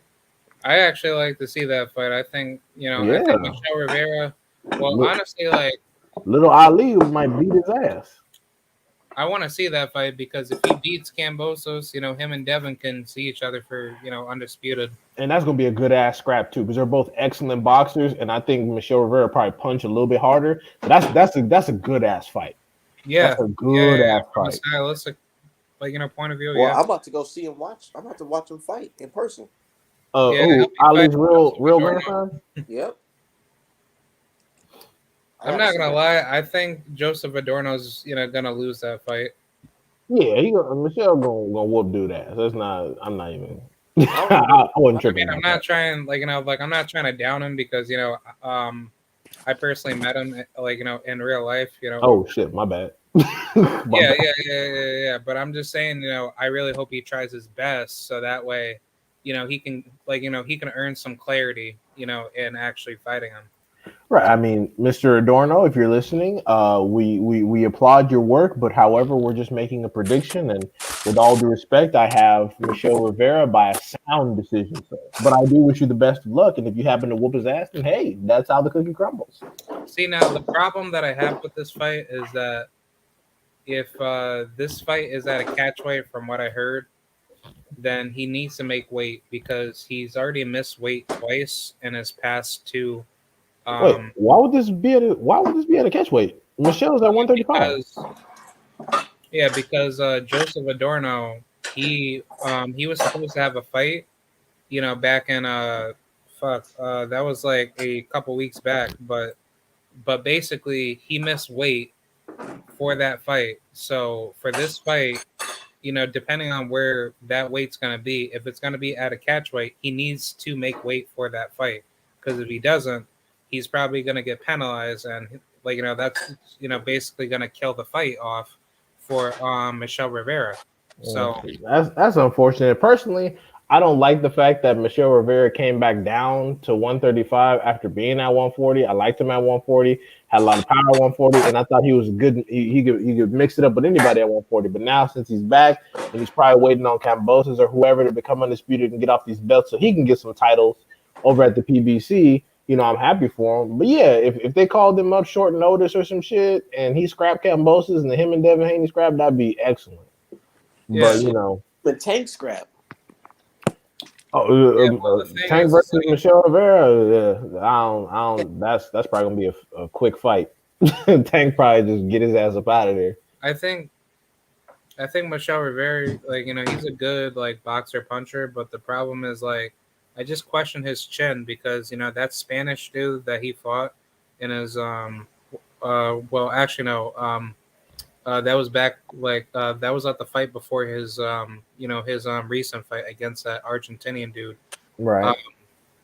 He got clipped with a good ass fucking left. So yeah, I think he's been knocked down and hurt to the body. So yeah, I completely understand where the trepidation comes from. But yeah, that's why I think as far as Tank goes, that I don't like. I'm cool with that. I'm cool with that fight. Tank will dispose of his ass. Because if he's draining to go down to 135, you have to think about it. It's you're basically starving to get down to 135 when you're not supposed to be at that weight. So you getting hit hard flush to the chin, that makes me wonder you're not supposed to be fighting at this particular weight class. You should be fighting at your natural weight. Because Rivera looks more like a 154 pounder. He doesn't look like a natural 135 pounder. No, he's not that big. But what were you saying, Art? I was saying, to be honest, Crowd, you might get offended, but it's all right. I honestly feel like some of those Latino dudes, they got some real good boxing skills. But when it comes to their chins, man, or when they start running out of steam, their stamina goes down, they're just easy to get knocked out. Well, that's anybody's easy to get knocked out with damn Tank. Yeah. It's Tank. But I'm just saying, let's keep it. Look at Erickson Lubin. They're really good boxers, even when it comes down to Yugas. But when the pressure gets on, they start getting rocked. It's like, man, they don't have that extra dog in them to No, to come no. back. Because they've been because they've been pedigreed to fight from fight from their amateur style a lot. So once they Yeah, come from to the the amateur pros, styles, they're bro. not And used to I'm not trying getting to say banged all up. these guys are terrible fighters or anything like But that. a lot of professional fighters tell you have to be ready for that moment, because if I hit you and I'm still pressing you in a fight, you're not going to just keep on holding me. I'm gonna use some dirty tactics in the pocket to get you up off of me. The Latin, I'll agree with you on this. The Latin fighters that are not from Mexico proper, some of their endurance and chin issues are kind of hit or miss. Like some of them got it, some of them don't. So I understand what you're saying. But Mexican fighters, for the most part, got a lot of fucking chin. The endurance is kind of questionable, but I'll tell you this: Their body work is not good. Well, that's also per fighter. But Mexican fighters and Eastern European fighters got a lot of fucking chin. A lot of them got a lot of chin to where you need to put some serious fire on their ass before they finally fold. Yeah. I don't know about that. I don't know because I agree. Looking at guys like Julio Cesar Martinez, William Zepeda, and Hector Tanajara, those guys can easily get knocked out. Julio Cesar Martinez is actually a perfect example of what having a lot of chin is. He got his ass whooped for 12 entire rounds and got demolished and didn't go nowhere. Yeah, man, but, I literally saw this guy drop his at, hand right in front of his. And that's the worst thing. He went up in weight fighting a bigger dude. Yeah, and stood in there for 12 rounds and got his ass beat. So if anything, that's a testament. And it to wasn't his like chin. no Mikey Garcia, Errol Spence, where the guy's shelling up the whole fight. He's literally walking. Mikey Garcia got his ass killed, man. No, chocolate, but that's another example of having a solid chin. He needed 12 rounds of ass whoop. it was 12 rounds of ass whoop. For you to get knocked out or just get your ass beat for 12 rounds? No, it's better for you to get knocked smooth out. But yeah, that's what I'm thinking, because if I'm beating your ass for like 12 plus rounds, like your corner has to stop it. No, like we're just talking about chin quality. Fucking Errol Spence and Herndon. Can y'all hear him to the chin? Yeah, I can hear you. Okay, I was watching that Errol Spence versus Van Heerden. Oh shit! Dude, oh yeah. those are one of those situations where your corner gotta throw in a towel, because you taking a beating like that is not good. Yeah, that shit was terrible. What if he do Ugas like that?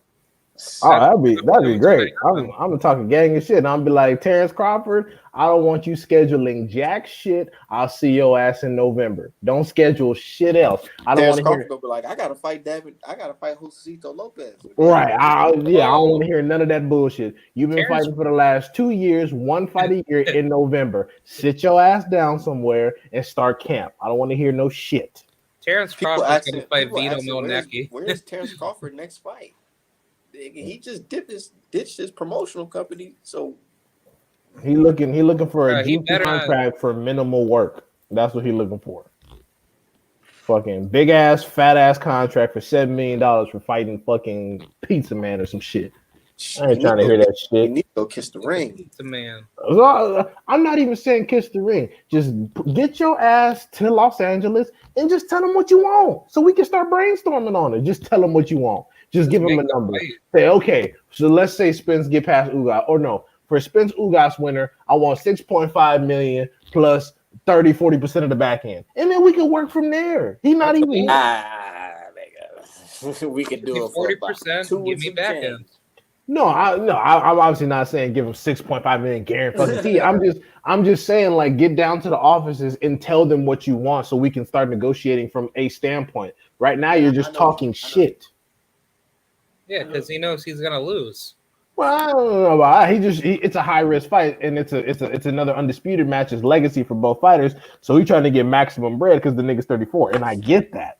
But the problem is that if you're 34 years old, you should have been talking about negotiations a lot more sooner, rather than just holding this shit up. And then now here we are, closer to undisputed. You're now having more pressure on your end versus for what the other party is already setting things up. Because think about it. If this pay-per-view does well for Errol Spence versus Ugas, let's just say if it does like 500,000, 600,000 pay-per-view buys, Crawford should not be arguing over splits. You should take it or fucking leave it. You know he gonna talk. He gonna talk shit. You know he gonna talk some shit. Fuck him. he going to talk Absolutely shit. fuck him. If I'm EJ, I tell him, yo, take this money or else fuck you. I'm gone. Man, you gotta come at it with some more finesse than that. But yeah, you know, it just depends, because I know at Top Rank they don't do a whole lot of pay-per-view, so they get more guaranteed money. I get all that. Or But wait, for the con fight, he got like what, 5 mil guaranteed plus pay-per-view. So they're gonna have to at least break them. They're gonna have to like start there, bro. That's why I said 6.5. Can the WBO petition a mandatory, WWE can do whatever they want. Like if Virgil Ortiz Jr. really wanted that smoke, he could have fought Bud instead of Sean Porter. Even Munguia. Oh, yeah, of course. Munguia could have been had Andre. Could have been. And now they talk about him fighting Janabek. And that's why I knew the Charlo fight wasn't gonna happen, because Janabek is a winnable fight over a fucking vacant. Yeah, but the problem is just that Andre coming off the strap. Yeah, niggas forgot. So they did all this bullshit.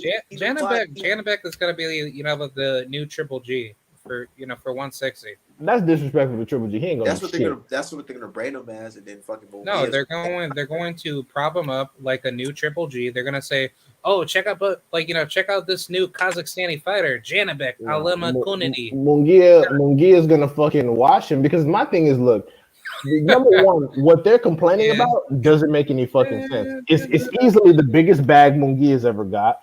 There's a rematch clause in case you whoop Charlo ass, in which you guys get all the back end and all the privileges on your side. So that gives them more incentive to win, especially considering the Montiel beef. Ain't no way off of a fucking horrible weigh-in where Munguia almost died, all of a sudden they want him to fight some damn Charlo. Nah. You want to put this bullshit? You want to put this bullshit out in the media, spin a fucking story, make it look like you haven't been ducking for years. Fight Janabek over Andre vacant once he finally vacates, once the party fight drops. That's it. Exactly. They're like, oh, Andre ducked fucking Janabek. I'm like, but then they said he was ducking Benavidez at 168, so it wouldn't have mattered who the fuck he fought. They just want to say Andre ducked some damn body. Bro, if Janabek comes out of the woodwork and knocks out Jaime, I'll be laughing my ass off. Yeah, that's embarrassing, because his resume is the same as Murata. Janabek hasn't accomplished shit. But I think Janabek can beat him, though. That's what I'm thinking. A lot of people could beat Jaime Munguia, but I don't think it's going to happen. I don't think Janabek is going to do anything. I think Jaime Munguia, his forward pressure, I think with the amount of punches he throws, he'll be able to push Janabek back on the ropes and get some southpaws. Not to mention he's aggressive. And again, Jaime Munguia got chin. You can say what you want to, but Jaime definitely has a good chin. Yeah. So I don't. He can take a punch. What you just said was very interesting, because if he would have stayed at 160 and fought Janabek, they're gonna say he was ducking Benavidez. Yep. That's fucking nuts, dude. You can't win, huh? They were already saying that before Janabek had even came into the picture. They were like, Andre's a pussy. He needs to move up because he can't even unify. He don't want to fight no more. He just don't want to fight Benavidez. And then when Janabek comes up, all of a sudden it's, oh, he gonna vacate. He ducking Janabek, bro. Who the fuck is Janabek? He's accomplished nothing. I don't even think he's the number one fucking mandatory at fucking middleweight for anybody. Yeah, he's number 2 behind Jaime Munguia. So he hasn't even climbed his way up to number 1 contender status. So it's like, dude, Janabek is nobody. He's just some retarded nigga that they just picked to hype up. He's nobody. He's accomplished nothing. Yeah, Janabek is just somebody absolute garbage.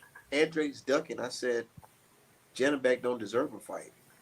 Right. I'm not saying that Janabek. They don't like when you say shit like that. When you switch he don't deserve payday. Yeah, he doesn't deserve it. I'm not saying Janabek's a garbage fighter. It's just he's accomplished nothing. He's accomplished nothing to deserve the hype.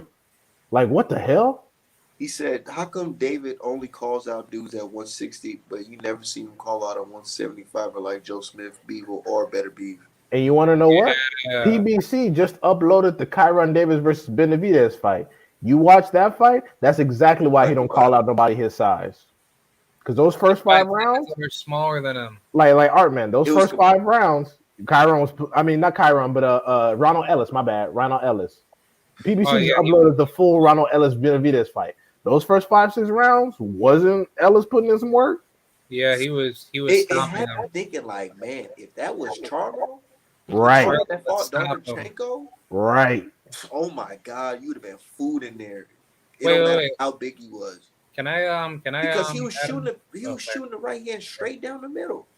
And the uppercuts and the uppercuts on the inside. And the thing is, what if that was a better Biev or Joe Smith Jr.? If it was Better Beef, man, Verdo. I got the video of Better Beef tapping fucking fucking Marcus Brown liver. And I said, oh my God. And also, you know Jesus what's Christ. funny? And you know what's funny? Julio Cesar Martinez, who just went up to fight Chocolatito, he has a WBC belt, right? He went up and waited and challenged someone for no belt, got to keep his strap. So I'm like, Charlo, do the same shit, bro. Lose his belt. Go up, challenge Benavidez, win or lose, you can still be champ, right? And the thing is, if the WBC say he has to vacate, exposed. Exposed. Racist fucking double standards. The Mexican guy gets to keep his belt, but the black I am dude the doesn't? racist. You are the racist. Right, you're a racist for Can pointing this shit add out. him on the Charlo Benavidez? Yeah, what's up with it? All right. See, now I don't understand why Benavidez thinks he could beat the shit out of Charlo, but the thing is that if he has all this energy to talk all that smack about Charlo, but not talk all that shit about Canelo, in which he said on a live interview back in the past, saying like, "Oh well, I got a lot of respect for Canelo, but honestly, if me and him were to fight, I'm gonna knock him out." Okay, Because fine. he already admitted it, Crod. He says Canelo fans are crazy. You don't want to be on their bad side. Exactly. I understand. Yeah, it. but the thing is that David Benavidez knows Canelo fans aren't going to respect him, even if Benavidez beats up Canelo and defeats him. No, that's where you're wrong. He gets respect by targeting Charlo, Kyron Davis, and the rest of the black ones, and giving Canelo a pass. And also, one place I just want to get this on the record. David Benavidez is perfectly capable of beating the living shit out of Charlo, but so is Charlo to Benavidez. It's a matter of who gets their shit off first. I think Charlo would beat the shit out of him because I think David if Charlo could take David David Benavidez has zero defense, but on top of that, his footwork is absolute garbage. But the thing about David is that he throws a lot of punches and he lands a lot of punches. That's what's hard. But what our man was saying was dead on. If Charlo get in there and he's not getting hurt, Benavidez gonna be some over. shit. I think Charlo can take those punches. And I think Charlo can take those punches though. I don't see. Well, we got to see because Benavidez's chin has been tested and that shit ain't solid. Wait. Don't act like Benavidez got some crazy power because no, he doesn't. We didn't watch the Kyron Davis fight and he took that fight like on I followed the nigga on Instagram.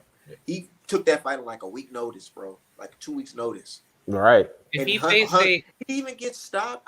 Did he even get dropped? Like him, Ronald Ellis and Kyron Davis, they both came off of 154. They didn't get dropped. I don't think they got. I know Ronald Ellis didn't get dropped once. No. Kyron Davis, I'm not too sure, but yeah, he's not dropping dudes. He's getting referee stopped. When they stopped the fight, it was on some like he's still throwing a punch type shit. Yeah, no, he wasn't discombobulated at all. Like they just stopped it because it was pointless. He wasn't scoring enough. But yeah, no, David Benavidez gets a lot of referee stoppages, but very few knockouts. He's like Virgil Ortiz Jr. They get the referees to stop it, but they ain't knocking niggas cold. They ain't doing all that. Yeah, he doesn't have deadly power. Charlo does, but Benavidez has convincing punches where it looks like okay, this guy's not swinging back, so you just gotta stop this shit. And the thing about Benavidez is where I say that he has some power is that when especially when there's no crowd during the pandemic, you could hear them shits. Like it was like boom, like he was landing like real hard. The dudes took a beating, and here's the thing. We're not saying that the dude is fucking. He doesn't have any type of power. I'm not saying that he has crazy knockout power. So if Charlo goes in there and he could take that shit, man, it would be a very interesting fight.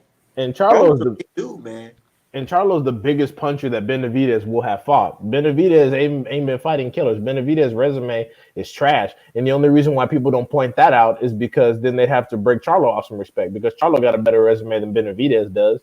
Charlo is fighting fucking certifieds at 154, and you know a few at 160. But Benavidez has fought absolutely nobody. His best win is like 36-year-old Durrell.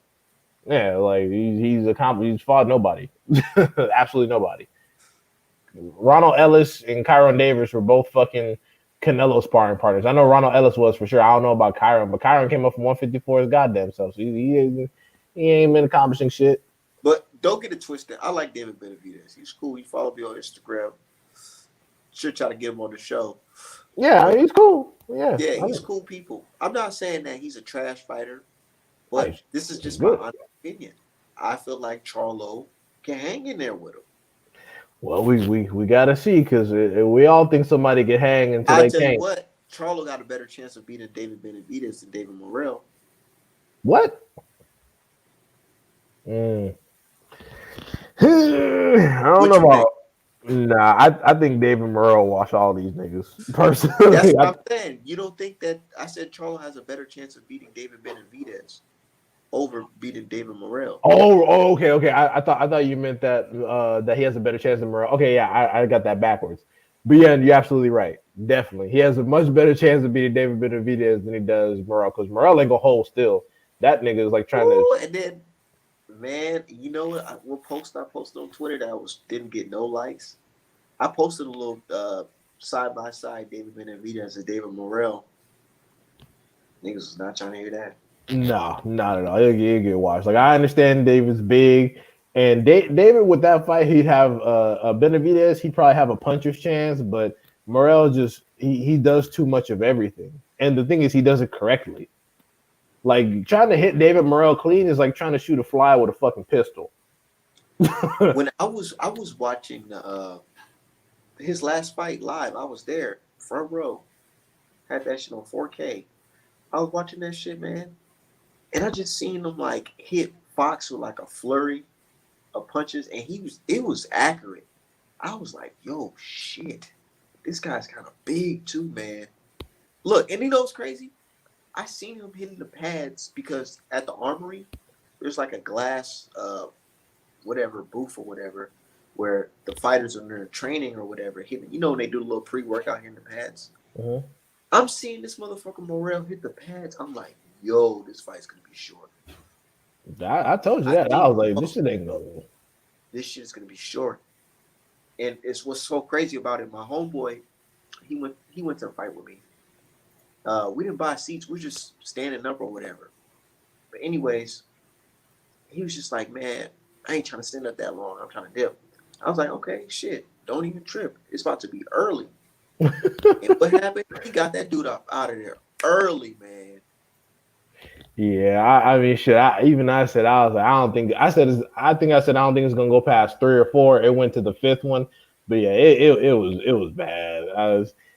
And the only thing is that Morrell is trained by Ronnie Shields, so that might be Charlo's saving grace. But if it comes down to him having to fight that nigga, boy, it better be over a belt.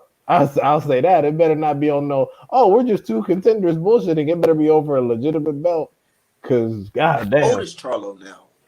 He is, I think he should be the same age as Canelo. I think he should be 30. Yeah, he's 31. Man, how does he make 160? Probably not eating like shit the whole year. Just plenty of exercise. Yeah, plenty of exercise, keeping your diet in check. Not knocking back fucking ho-hos and ding-dongs. You think he's just gonna say, "Fuck it, I'm just gonna thug it out at 160 for the rest of my career"? I mean, well, I don't know, man. But right now, I hope you don't pull a Keith Thurman, see the division getting hard, and then sit out for 2 fucking years, or worse, a Gary Russell Jr. just got the belt, not fighting no damn body. Like, I don't, because his options. What if Charlo fucking get 10 title defenses at middleweight? What is his title? What is this, like his 4th title defense? 3rd? 5th? Let me look it up. This will be he got the okay, yeah, so he got the middleweight strap from the Adams fight because it became vacant or whatever. This will be his 4th this next fight. His 4th? Yeah. Exactly. But he not fighting Munguia, so who the fuck? Who? That's what I'm trying to figure out. Who the fuck is he fighting? Montiel rematch. Fuck it, it's only Oh my god, right. these fucking rematches, Montiel, bro. Bro, I I'm a wanted to see as an alternative. I wanted to see fucking Charlo versus Adonis. yeah. That's also a good fight. I don't know. I don't know what Adamas is I'll doing. watch that. I ain't paying for it, but I'll watch it. Yeah, that's a solid fight. That's an excellent fight. I Matter of think. fact, no, I'll pay for it. I don't give a fuck. Hell yeah. Fuck it. D.I. like, nah, you on your own on that one. I mean, if they make it, it's whatever. You know, I think Charlo will get him, but that's still an interesting fight because Adamas is better than people give him credit. They got to Not, stack the undercard though. But tomorrow, while we over here talking about boxing is dead, Showtime is about to drop the bomb. You know that, right? yeah, they're gonna drop the fight schedule. Yeah, Ugis and Fedora versus Lubin, Charlo versus Castano. Yeah, but let me put this out there. The title eliminator for Munguia and Adames is bullshit. Munguia has been the number one for the WBC for the longest. They just do these dumbass title eliminators to keep him paid so he doesn't look like a bitch for not fighting champions. Like Virgil Ortiz Jr., you're the number one in two sanctioning bodies. You don't need back-to-back title eliminators. What are you eliminating? You're the number one guy. So it's bullshit. Imagine playing Mortal Kombat, right? On a little temple, and you just get to like, the final match, but you're like, nah, instead of fighting the boss to win all the achievements and new outfits and all that bullshit, I'm just gonna keep on fighting the guy before him. Yeah, that's all That it is. doesn't make any fucking sense. It's legally sanctioned duckery. They keep feeding these guys different opponents and title eliminator after title eliminator after title eliminator, so they don't have to fucking do anything. It was good. Y'all hear me? Yeah, we hear you. Okay, yeah. Keep going. I was listening. Yeah, no, but that's all I was saying. I'm like Virgil Ortiz Jr., Munguia, these assholes and these title eliminators. It's bullshit. It's sanctioned duckery. It's not real. When you're the number one guy, the fuck you consistently fighting title eliminators for? Okay, let me answer my dude in the chat, Spo J. He said, "What do y'all think about Lubin Fedora? I'm leaning towards Erickson, but his chin seemed questionable to me at times. I'm gonna keep it 100. As a person, right, or a boxing fan, I mean, who's seen Fedora stop dudes and dudes that I know. Gallimore, like, he got him Gallimore ass. When he knocked out Vishon Owens, I was like, man, Vishon's doing good. But the thing is, when he got out of range, he thought he was out of range, but he really wasn't out of range. He stepped back and he was in perfect range, and he got hit several times. Yep. Lubin, if you get hit, I don't know, man. I don't know, man. Vishon got a chin. You know what I'm saying? I'm gonna keep it 100. Oh Lubin, god, he ain't got sparked. He got sparked before. I got faith. I got faith in the young Haitian brother. I got faith in him. He better move his fucking head off the line. Not all that. Head off the line. He got to keep it on the line. He just has to move, constantly around the ring. And I'm not gonna lie though, Fedora does get wild though, and Lubin can use his skill. He gonna have to move though, because Fedora is 6'6", and that's why you say with his chin, that's what scared me, because like if he do box at range, like Fedora could fuck around and get off a straight, and he could clip Lubin like. Yeah. My thing is, I don't want Lubin to. When it comes to Lubin's boxing ability, Lubin likes to box from the outside. This nigga is a whole giraffe. You cannot box him from the outside. Lubin will have to press in, get inside the jab, and work on the inside. And I wonder if Lubin has. Yeah, exactly. And I wonder if Lubin has the courage. And watch 2 fights from Fedora. Jamonte Clark versus Fedora, and Vishon Owens versus Fedora. Because in those fights, I really feel like, because I was there, I seen Jamonte Clark whoop his ass. It's the only reason why is because they're around the same height or whatever. But no, Lubin needs to watch the Vishon Owens fight and the Coda fight. 6'2", 6'3". Because my dude Vishon Owens, one thing he did right was he got an inside immediately. He immediately got an inside. The only thing is he kind of gassed out and he tried to, fight on the outside. And which was terrible. My thing is the way Fundora is built. I feel like Fundora's the type of dude. If you just went in and just bombed him like on some Isaac Cruz type shit, he will fold. He will fold. If you put the heat on him from round one, he would fold in probably 4 rounds. Just constantly getting hit to the inside. You could break him in half. But I just wonder. What if gotta work that body? What if Fedor's trending on that shit right now? Also, like I gotta pivot out. He's too lanky. He's not taking Lubin lightly at all. Yeah, he's too. He's too. No way he's taking Lubin lightly. I'm not seeing no footage of none of them real. Like really, I'm seeing little clips of here and there of Lubin, but I ain't seen no footage of Fedora them training. Hey, if Lubin look good, this shit gonna be big. That shit gonna be big for him. That Charlo rematch gonna be a motherfucker. People already talking about him in the Custer interview. He was saying he'll give him the smoke. And it's funny too because people saying that first one was a fluke and he gonna fucking knock out Charlo. I'm like, all right, y'all need to calm down. Man, I'm not gonna lie though, and we just talking about age range. Charlo wasn't like that when he was young. You know what I'm saying? Lubin is, like based on age, he's a little more skilled than him. You know what I'm saying? Think they rushed him? You think he was too green? Yeah, they rushed the fuck out of him. That was stupid. I think he was 19 when he fought Charlo. He was 20. I think he was like 23, wasn't he? He was 23. No, I think he was 22. I think he was 22. Something like that. I don't like 2019. But that would be a crazy comeback story. What if he came back and whooped Charlo? I think that would be awesome. I think he's gonna put some more heat on him, but I think he's still gonna lose. You think he's still gonna lose? Yeah, that's still like a 50-50 matchup. Still fucking good, man. Can't be doubted. I was gonna say it is a solid fight. Lubin is a more technically sound boxer, being a southpaw, but Charlo is a skilled boxer and he got the power differential. He's gonna land something on that ass and he's gonna fold. Yeah. Bro, did you see how he slept fucking Akota? Yeah. He slept like how Wilder. It was like an overhand right? It was a straight right. He just went bing. Oh, it was a straight. Yeah. Went right into the ropes. That's what I'm saying. I think this time he'll probably stop Lubin in like the 10th or 11th, but some shit going to land. It's going to land, and when it do, he gonna fall over. It is what it is. Like, why are we talking about Charlo? I think people. Who was Charlo's hardest opponent? Besides, look, I was just gonna say I felt like people disrespect that Tony Harrison win and disrespect Tony Harrison. Period. Well, that's Jermell. That's the Charlo Jr. Oh wait, you talking about Maul? Yeah, we're talking about Big Charlo. No, okay. 54 Charlo. Oh, you talking about 164 Charlo? Yeah, I'm talking about 154 Charlo. Like, what was his hardest fight besides Castano? Justin Jackson. No, Tony Harrison was definitely his hardest fight that first one.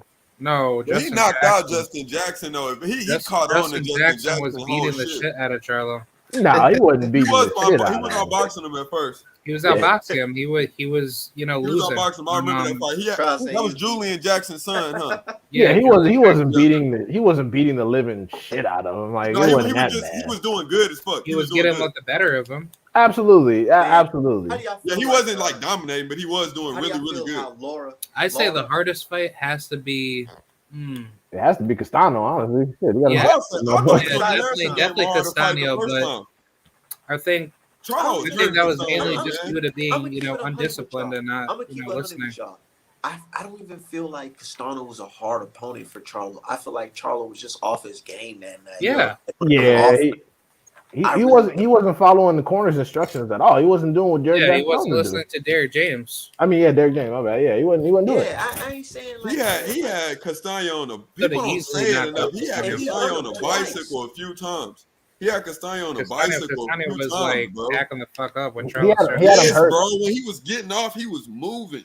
He had him hurt 3 times, and Castano was running. He was like, "Oh shit!" Castano thought he caught Charlo. He came in on wild, and then Charlo clipped him. And then next thing you know, he on his bike. He had to back up. He was like, "Oh shit!" I'm tripping. Yeah, he's like, "Okay, that's not what I thought it was." He's Charlo has way more power than him. He was like, "Wait, this nigga don't hit like law. Hold on, wait." Every time he hit Castano looked like he was about to die. From those that's why everybody talking all this. Oh, Castano go beat Charlo in the rematch. Oh, he's gonna. That's stupid. No, he ain't going with him. It's gonna be like a fucking like Mayorga versus I don't think it's gonna go. I don't think it's gonna go half. I think That's Charlo funny. I got probably Mayorga on six. my shirt right now. That's funny. You fucking said that. I got the Mayorga Tito shirt on right now. I That's love funny. Mayorga, but seriously, Yeah, I like Brian, Mayorga. Brian Castano fights exactly like him. Damn, that's disrespectful as fuck to No, Castano. I think Brian Castano more controlled than Mayorga. God damn, you say he fights like The reason why that I say that is because he lunges in with his head. So, a lot of those, Argentinian dudes, they like to lunge in really dirty with like their head, and then they start, like puncturing their upper body. He was in a high guard. High guard. The entire fight, he was not boxing. Mayorga fight. That's what I'm saying. Mayorga fights with his fucking hands down and gives niggas free shots. Bro, he literally he was throwing his head down and cracking Vernon Forrest, like literally just throwing wild ass rights, and they was landing. Finna watch out for Tim Tszyu. He almost knocked out Vernon Forrest in the second fight too. Lose. I was like watching both of those fights, earlier today. Said Charlo better watch out for Tim Tszyu. I'm about to watch Tim Tszyu. I'm about to watch him live. Wait a minute. Hold on. Hold on. Yeah. Let me say something about that. Who said Let that, me bro? say something about. You gotta chill, bro. Hold on. I'm not saying Tim Tszyu's not a dangerous puncher, but skill for skills, like, Charlo get his ass up out of there. But no, you know what annoys me though? People be talking like, why are you talking about? People be talking about Jermell, Devin, Boo Boo. A lot of these dudes is 2 division champs. It don't matter who they fought, blase. Because to me, I've been watching boxing since I was a kid, bro. My dad and them used to watch this shit. I'm talking about my first fight was a De La Hoya fight. I forgot which one it was, but I was really little, bro. I know what that means. You don't want your favorite fighter to fight him. That's all you saying. Yeah, I mean Tim Tszyu cool, but his defensive abilities is not enough to be able to not get clipped. Dude, he's just a puncher. I'm about to watch him fight. Exactly, he's just a puncher. He doesn't he doesn't possess any boxing ability to create enough separation to make you be like, no resistance. I got no resistance yet. Yeah. Well, what you say, Art? I said I feel like he's sleeping on Gasha, man. He is. Because Gasha's skilled, man. He's skilled. Terrell Gausha is gonna go in there, like with that same mindset he did against Gervonta. And if he hurts him, he's knocking him out. I was surprised. I was so surprised he stopped Gervonta Clark because I was shocked. I was like so sad. Gervonta Clark beat Fundora live. Yeah, you hit him with that punk ass draw. 154 is such a scary division. Like that's literally how crazy. Parker got upset by someone though, huh? But wait a minute. I know what you're talking about, but I was gonna say, like, if Gervonta Clark, if he, just didn't trade blows with Terrell Gausha, he definitely could have outboxed him. I mean, well, who would have thought? Who would have thought that Terrell Gausha would hit him with some shit like that? Because Terrell ain't no puncher. Yeah, that's what I was just thinking. That's what I'm thinking. Yeah, but he do got good timing though. I'm about to have some good footage. But he does have, good, decent power. It's not like a lot of people got to shut the fuck up if that happens because that'll be. Gausha is not a puncher at all. He'll be in line for some big fights after that. Right. Hey, but I'm gonna keep it 100 though. People talk a lot of shit about Minnesota, but you see where these fights are coming to? Minnesota, man. Minnesota. What do y'all got in Minnesota? A brand new fight hub. You said what? You better watch that rent. People. Oh, my bad. No, go ahead. What you say? Go ahead. Like, what's y'all center there? We got this place called the Armory. Yep. And how many people is it? Perform there, all types of shit. It's a nice venue, man, and it's like real laid back. You can literally go outside and smoke on the porch, and come back in. People be in there smoking, whatever, chilling, having a good time. Food decent, you know what I'm saying? Drinks decent, and it's just and you can see the ring. Perfect. It's awesome. Nah, Spoj, I'm not an extremist. I'm not gonna say that Tim Tszyu has no defensive capability, no boxing ability. He's definitely more puncher than boxer. And I'm not saying that it's not a dangerous fight for Charlo. All I'm saying is that right now, current Jermell Charlo whoops his ass. So who's your top 169 pounder, 168 pounder? For me, it's David Morrell Jr. He'll watch all the Morrell, niggas. David Benavidez, and Canelo Alvarez. David Morrell, he needs to fight Canelo. He the future. No, hell no. Yeah, bro. Canelo you're not giving him that fight, Nah, bro. That's Not at all. David, Canelo not David, fighting him, bro. David Canelo will beats not the fight living him. crap out of him. If What I'm are you- Canelo, not Oh, fighting him, bro. hell no. if I'm Canelo not Canelo, fighting him I'm at like, all. I'm not fighting that nigga for nothing. Fuck on, that. Yeah, Why David did Morrell WBA beats up why did Canelo. WBA didn't order Canelo versus fucking David Morrell? You know why? Canelo's like, if you niggas do that, I'll drop this belt and fuck your whole life up. Bro, the reason why I'll that I want drop to see this this fight, motherfucker so fast. I don't care about this belt. Shit, fuck you and your goddamn sanctioning fees. Try to sanction some shit on me. David Morrell can petition to Canelo- Hey, I'm not gonna lie though. Look, Hey, I Canelo can snap gotta his say fingers this, and man. belts If wouldn't David matter no more. Benavidez don't go after Andre, bro, like how he just did Charlo. That's how I feel like Andre doing him without all the extra talking and shit. Cause he called your bluff. You said you'd fight him. Now he trying to make this shit happen, and you talking. Who he said he talking about fighting Plant? I don't want to see that shit. I'm not gonna cap. I'll do a little. Like it's not. I ain't gonna be like. No, I ain't gonna complain about it, but I ain't gonna lie, I kind of don't want to see Plant. I want to see undefeated fighters. I want to see undefeated versus undefeated. Not said I don't want I wanna to see- Plant I wanna no see, more like, at the all. top It's not- killers I don't wanna go see at it. him. Wait, you don't want to see who? Art? I don't want to see Plant on pay-per-view for a minute.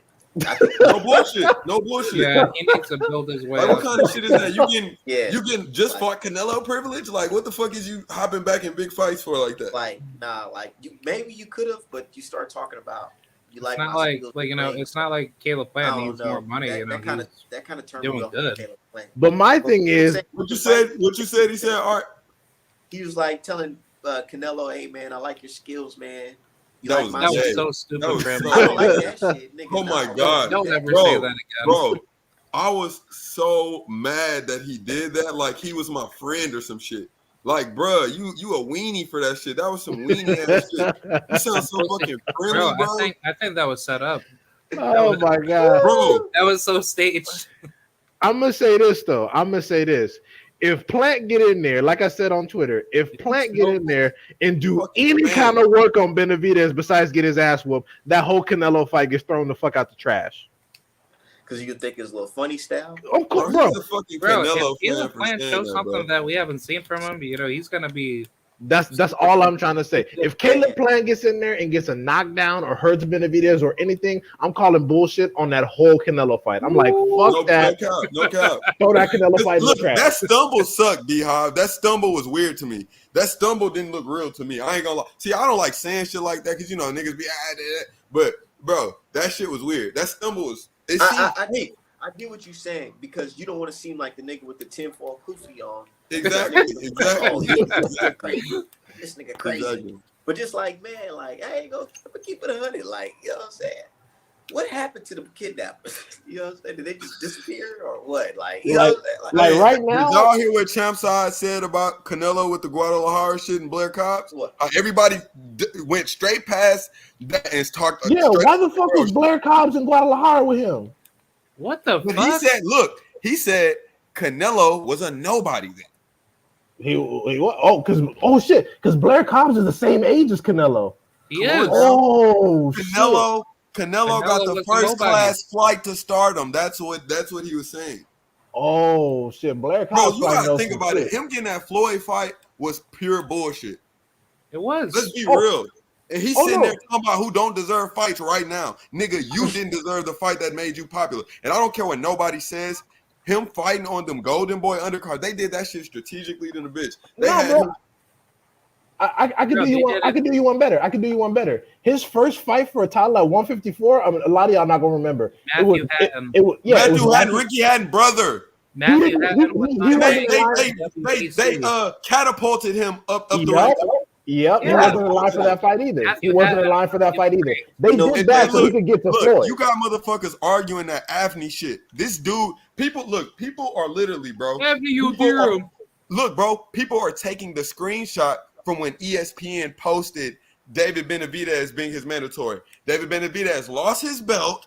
Darrell fought Avni, beat him, and then David Benavidez beat Darrell. So how Darrell didn't get the shot? Darrell should have been got the shot.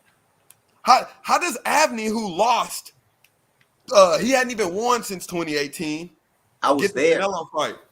I ask That's niggas that all the mandatory. time. He's I'm been like, on the ring who? since I'm like, 2019, who has being gotten on the title Canelo shot fight. off of an L? Bro, they think we Can retarded. you Bro. name me somebody? They think we retarded. Bro, Yeah, the but- WBC don't respect our intelligence at all. No, they just know his fucking They be like, interns huh? are gonna defend the bullshit. Shit They- with syrup on it. Yeah, no, but I told you about that a few shows back. I was like, all the bullshit didn't start recently. It started at Matthew Haddon. He was not in line for that 154 title. They did that, like dude said, because Rick had brothers, so he can get to who? So he can get to Floyd, because they thought he was gonna be the one to take him out. And then when they learned, Floyd took that money, bro. What Floyd knew you- they paid Floyd to fight him, bro. Think Oh, about they- it. they Think paid about him- it, bro. they Think paid him about it. extra? Nobody thought Canelo was gonna win, bro. No, that's not true. A lot of people thought Canelo was No, gonna I'm win. talking about real pundits at that time was saying, like they damn near was trying to say Floyd was cherry picking him because he was young, bro. But I was looking at stuff, bro. Stephen A. Smith, Skip Bayless, they all was saying like they felt like Floyd picked the right time to fight him. You know what I'm saying? Yeah, that's true. The same shit people saying now, they were saying that before the fight, bro. And that's what's annoying. But the story they spinned it to us was this is the one that's gonna be Exactly.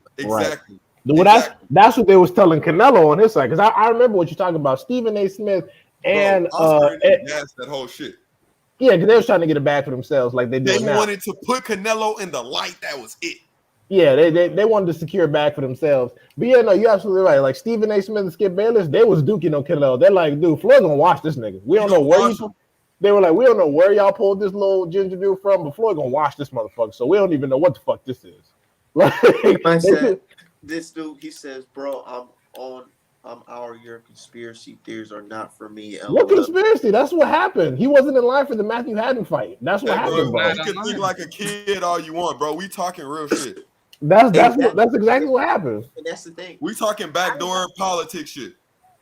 You want to know how I know I don't give a fuck about that conspiracy talk? Because you guys told me that Anthony Joshua was gonna fight Tyson Fury, and if anybody who thought otherwise is a conspiracy crazy theorist, Negro.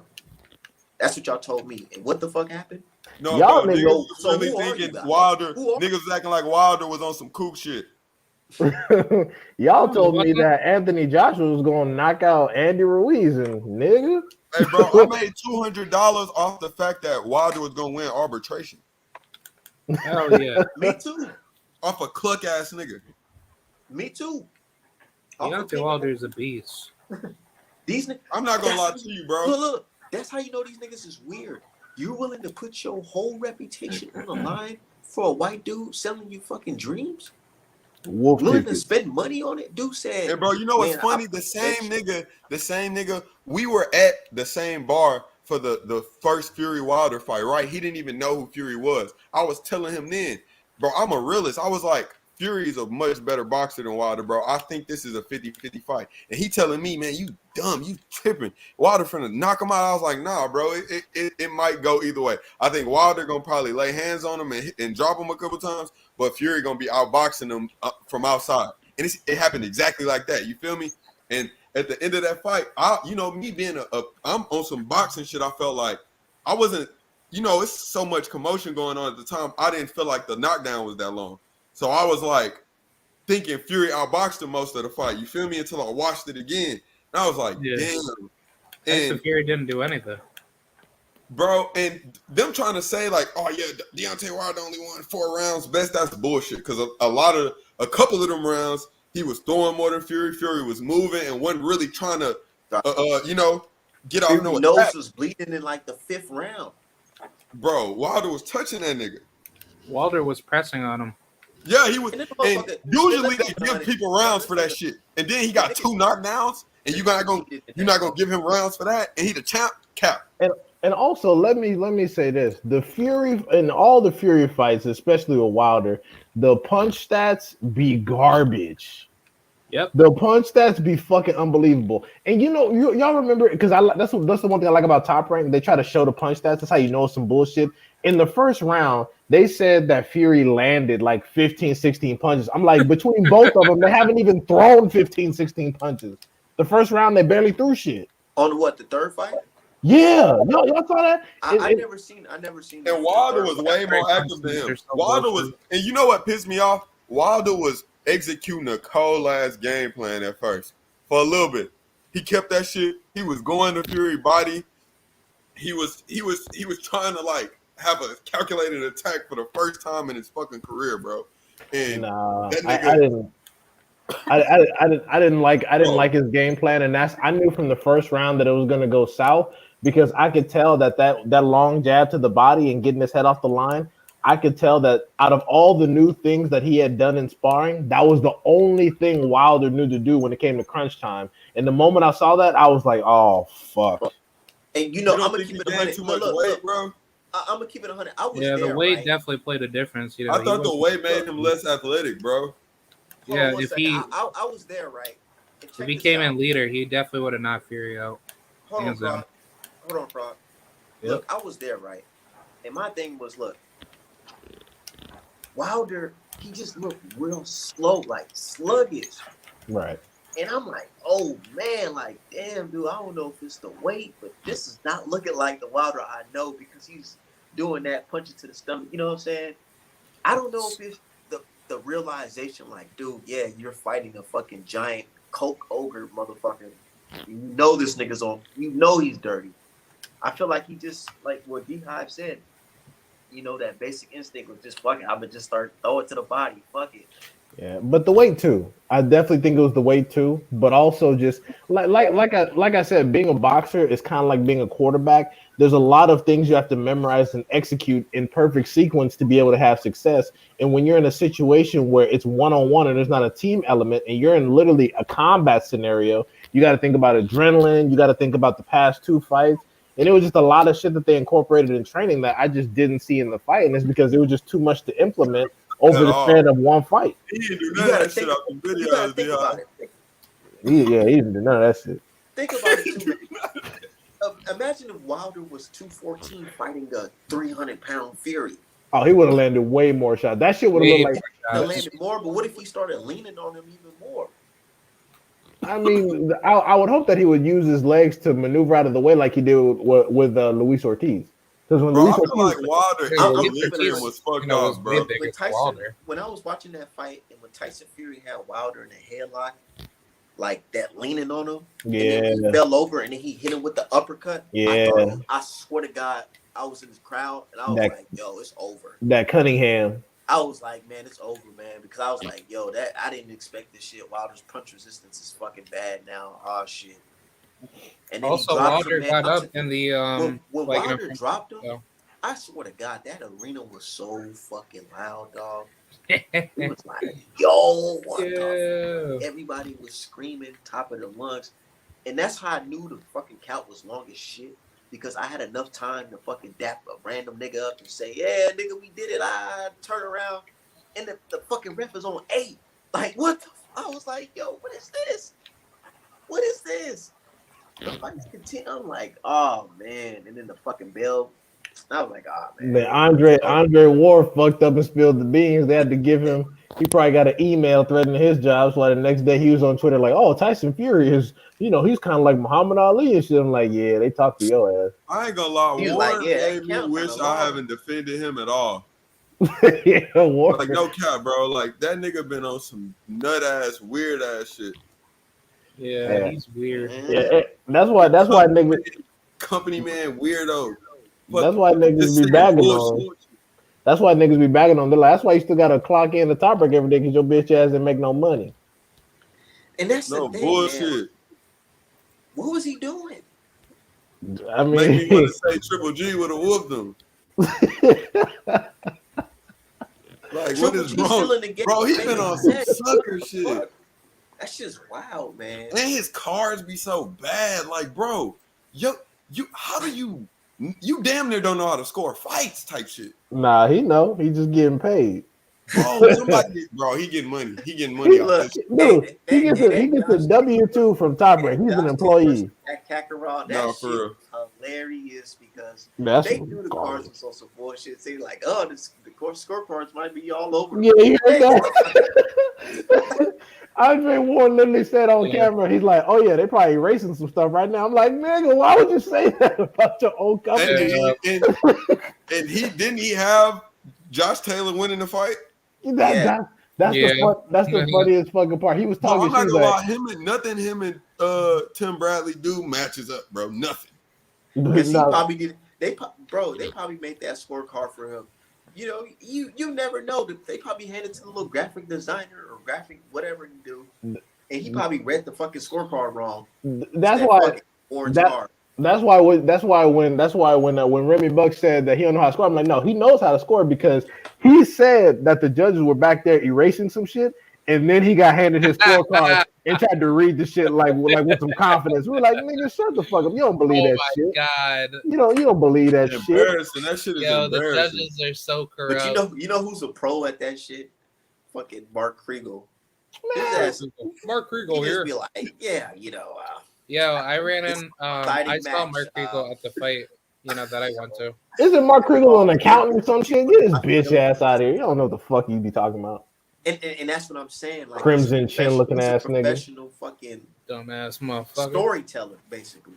Let somebody hit me up in a private. Mark Kriegel here. He knows how to change the narrative. He really does. Like, I don't know, man. You just gotta really hear this guy. But I don't know, man. Top Rank just got the worst. No, I ain't gonna say they had the worst commentary.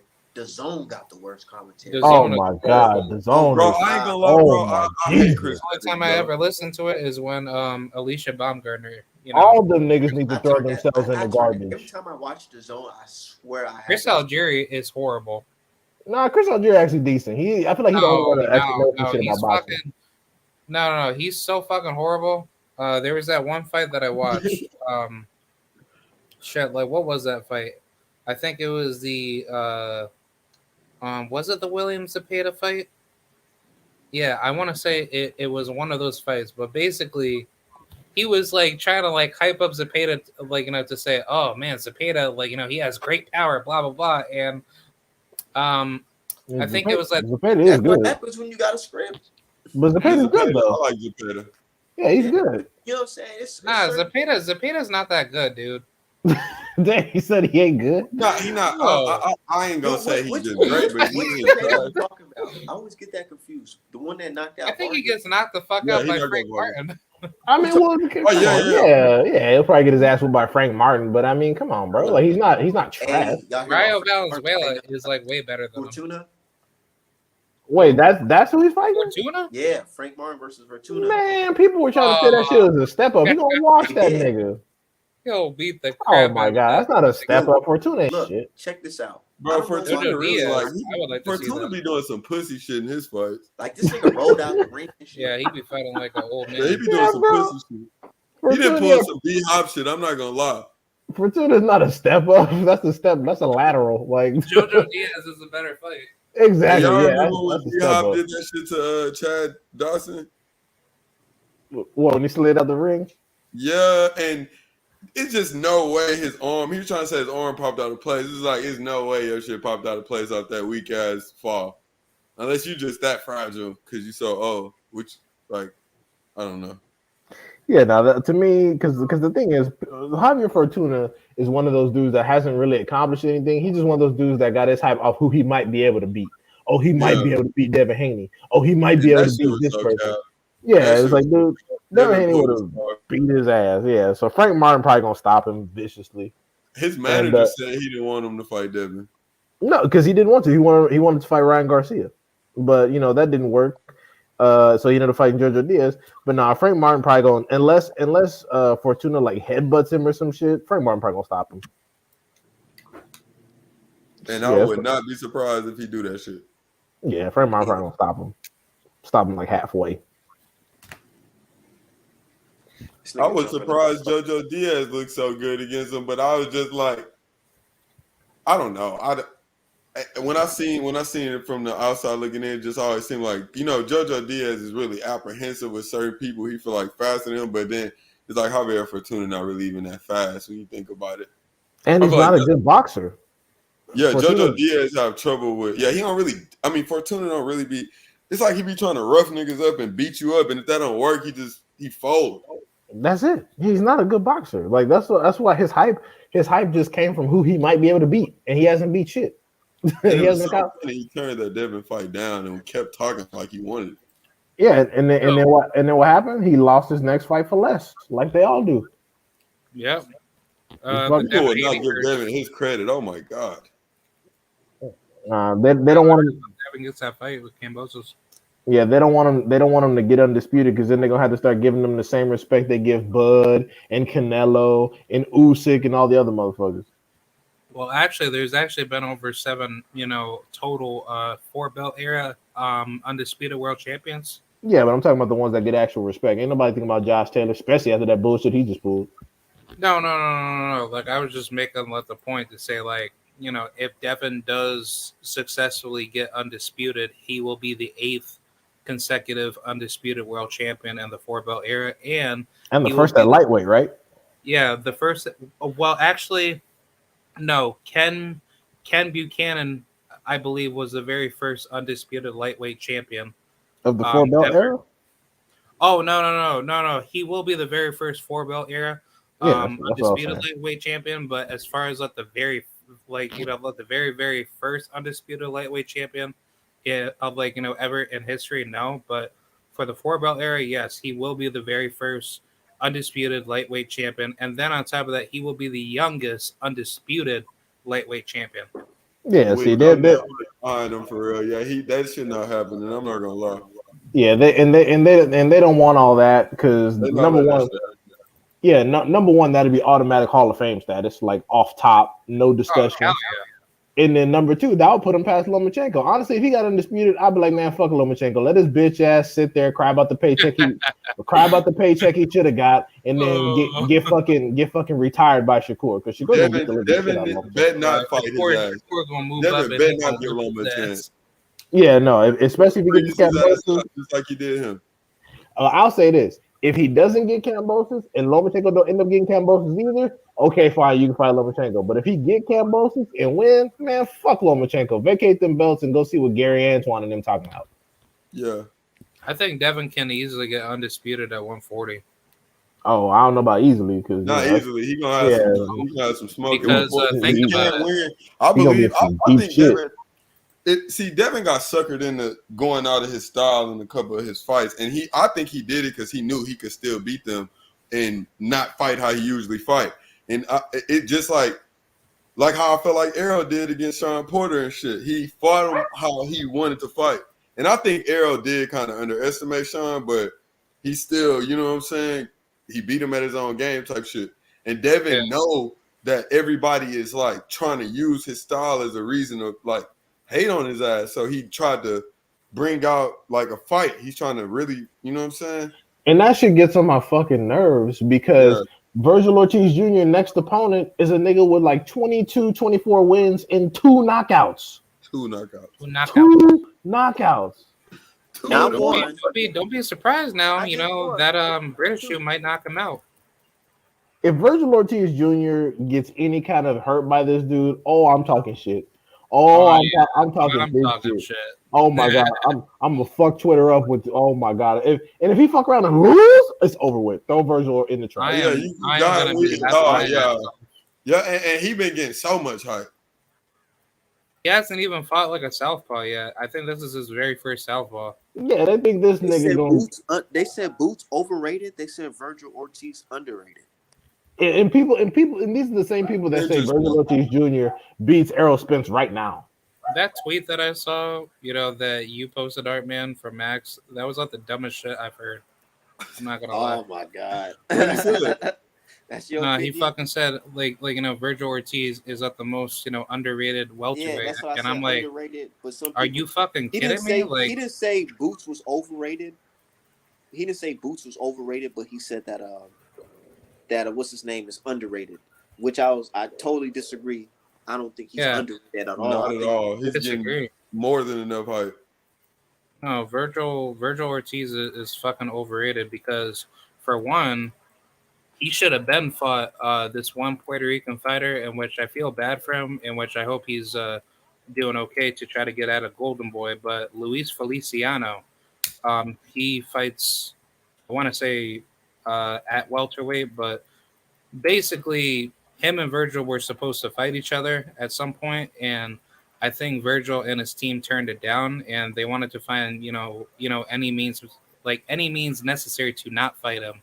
And Luis Feliciano, he wanted to get that smoke in, and I believe Virgil has never made any mention of him because he knows that him and Luis Feliciano had history between each other. I believe in the amateur days, but Luis Feliciano knows Virgil's weaknesses to the point where he knows that he could fuck around and actually knock him out. So the fact that Virgil has been moving so carefully in the welterweight rankings is that he doesn't want to get exposed by somebody that is if not just as big as him or bigger than him. He already got exposed by green beans. Yeah. He already got exposed. I'm saying that Virgil Ortiz is showing a lot more holes in his game, as he keeps trying to cherry pick. He's showing his vagina by not fighting Avenese, and I don't give a fuck with nobody. Yeah. That's some bullshit right there. What was his reason for turning down that fight? I was talking to someone today, and they said that because he had a January 22nd date booked up, and I was like, okay, cool. Against who? And then they said they speculation. They think it's McKinson. So I'm like, so you telling me McKinson was this nigga's plan the entire time, and now you talking shit about Errol when the WBC offered you an eliminator, even though you're already the number one? Man, you sound like a bitch that got caught cheating. Don't let this shit line up. Talking about Errol, like Errol's ducking him in any way. No, he just said that he want Errol next because it's more bread and he looks like the weaker of the champions. I'm like, okay, I guarantee if he cook Ugas badly, that tune gonna change. He's gonna be like, so what other eliminators you got for me? Is Avenesian still available? David Avenesian. And look at this guy in the chat. Anthony Evans talking about Boots is the weight bully hype job. Out of between Ortiz and Ennis, guess who's missed weight 3 fucking times? Virgil Ortiz. Thank you. But also Jaron Ennis, he's like walking around at like 160 plus. So basically he's like a light heavyweight, before he even gets down to 147. No, but I mean the thing is Jaron Ennis actually makes weight. Virgil Ortiz keeps missing weight and he's too much of a bitch to go to 154 because he'll get beat up. But what's up, NJMP? Yeah, the fact of the matter is, a lot of people beat up Virgil Ortiz Jr. because he doesn't move his fucking head. Like I think Stanionis will piece off on his ass. Yeah, I think he just stands in front of them and throws like he's in a normal ass fist fight at a bar or some shit. And yeah, that's because he's got all these. That's because he relies on his power. No, Stanionis will dominate Virgil Ortiz Jr., I think, but he won't dominate 147. Boots gonna tear a hole in that motherfucker. It's gonna be between. Butiev can beat him. If once Crawford and Luis Feliciano can definitely beat him. Once Crawford and Spence leave, it's all just who's losing the Boots while Boots is there. Because I don't think Boots gonna hang out at 147 forever. But I think it's gonna leave soon. Yeah, if Stanionis could still make weight once Boots leave, absolutely he'll probably dominate 147. But while Boots is there, Stanionis will get fucked up. These are just the facts. I agree. Especially, I also go ahead. No. I also just think Virgil Ortiz, he's just gonna put himself in a in a huge trap where he's gonna try to find all these cherry picks, and then there's gonna come like a point. Yeah. They're not going to run out of cherries for his ass, but I hope all the people saying that Virgil Ortiz Jr. beats Spence right now keep that same energy if he get past Ugas. Because the thing is, because if Spence and Bud don't fight, I don't want to hear shit from Virgil Ortiz Jr. unless he's pressing the mandatory or something. Because you're the number one for the WBO, which is Crawford's belt, and you're the number one for the WBC, which is Spence belt. If those two don't fight and you don't fight another champion, throw yourself in the garbage. I don't want to hear about you. You a bitch, dog. you admit it's that simple. Yeah, he is. It's that simple. If those two don't fight and you don't press either sanctioning body for a title shot, I don't want to hear jack shit about you or from you. You're in the same category as Jaime Munguia if that happens. You're a bitch, dog. That's it. I'm tired of hearing about this motherfucker. All these Do y'all know when the Fury White fight is again? Nah, I don't know when the fuck that shit's scheduled for. Let me see. Fury versus White. It is scheduled for April 23rd. 23rd. 7 days before my birthday. Let's go. Okay.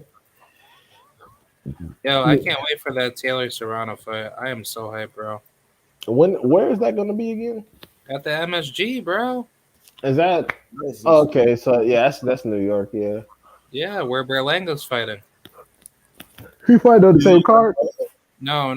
Berlanga's fighting on this upcoming weekend. Oh, the Berlanga rolls. Huh? You cooking some dinner rolls? Okay. Yeah. I ain't gonna lie, he not ready for the top right now. Yeah. He'll get knocked the fuck out probably. I have a feeling that dinner rolls might beat him. No, hey, Rose fuck around and look good on his ass.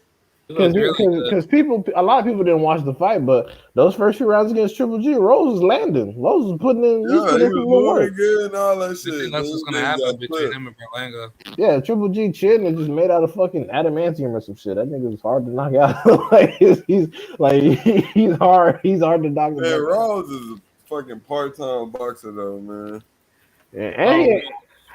And it's funny because he fought Triple G at a catchweight too. He fought him in like a catchweight like 162 or 164 or some shit. So Triple G didn't even have to make 160 for that shit. So he's a little heavier.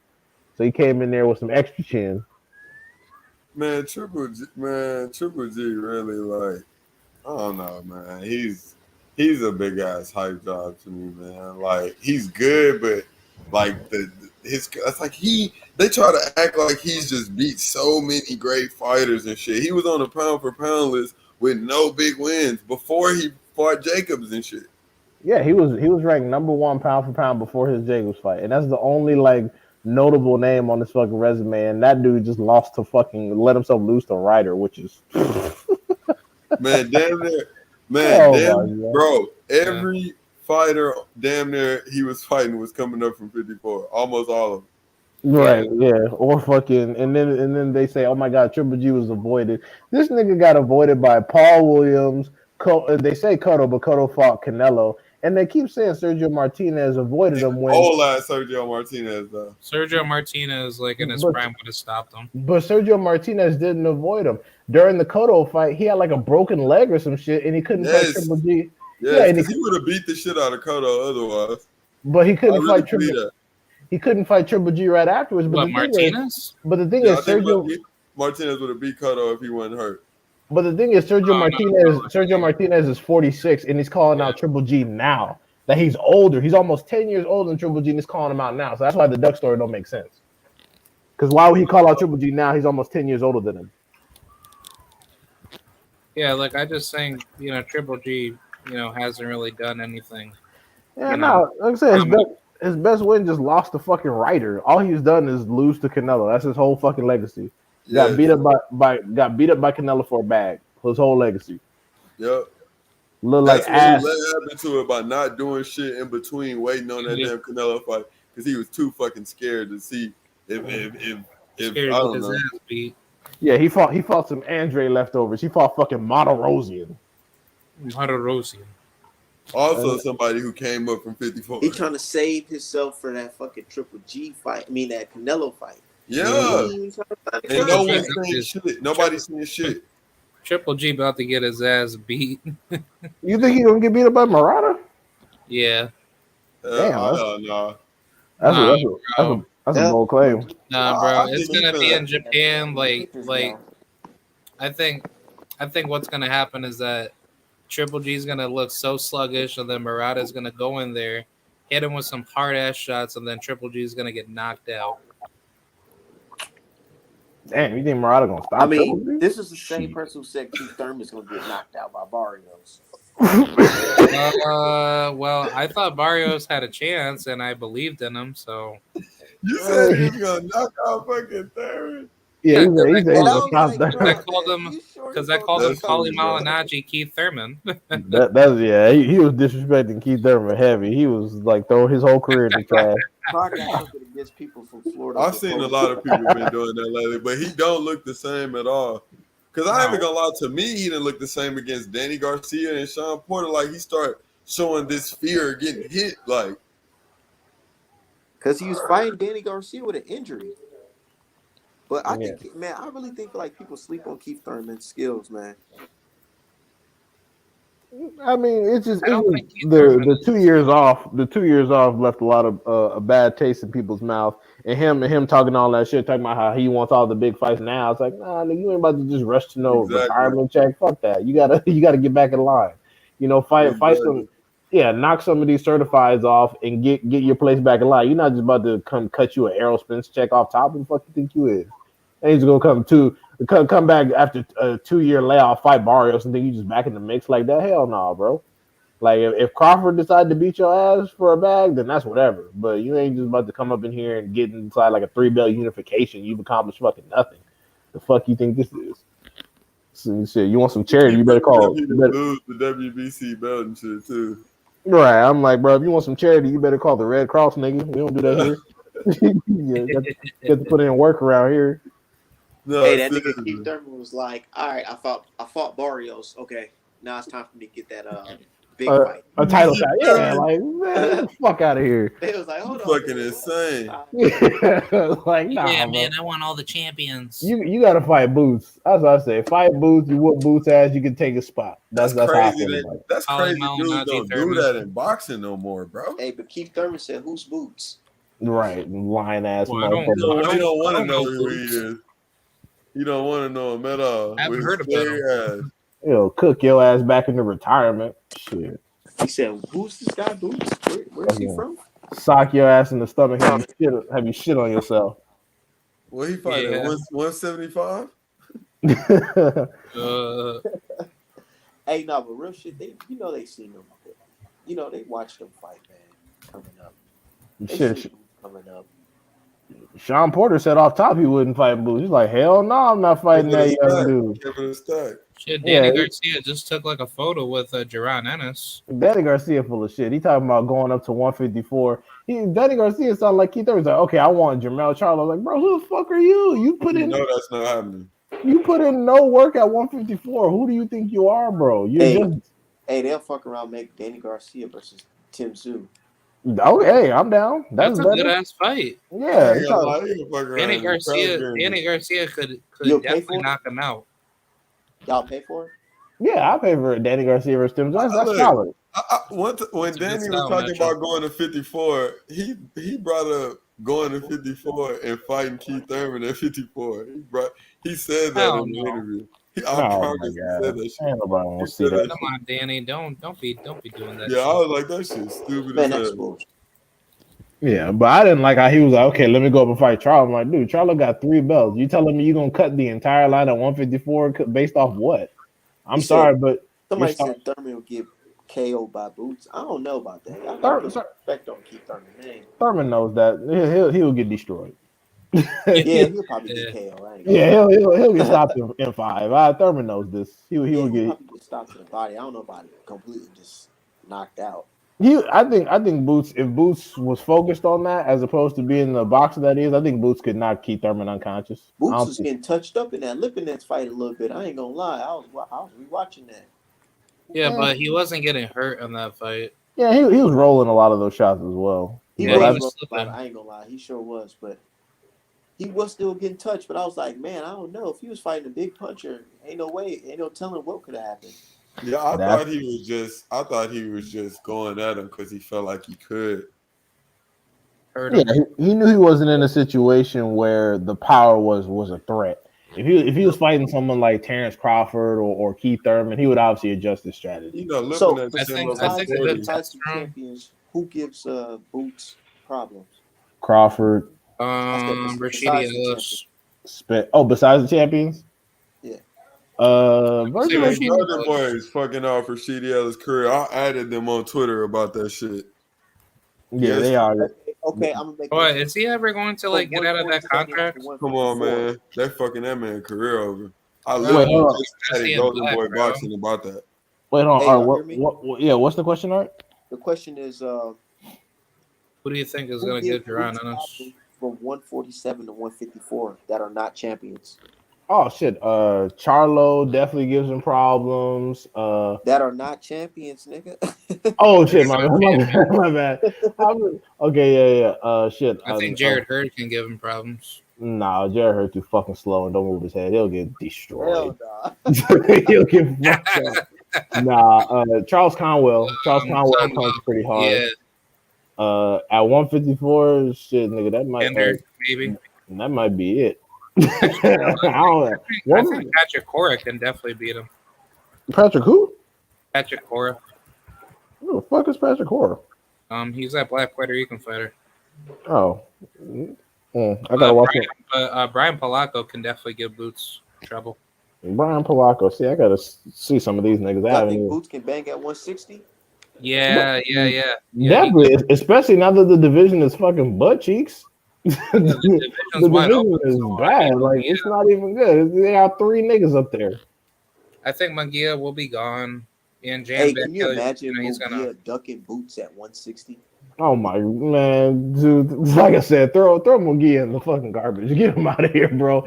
He's trying like him. What is he gonna do now, though?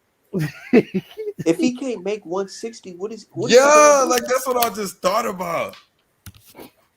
If he fucker, like I don't know, man, but if he loses to Janabek, get this nigga out of here, bro.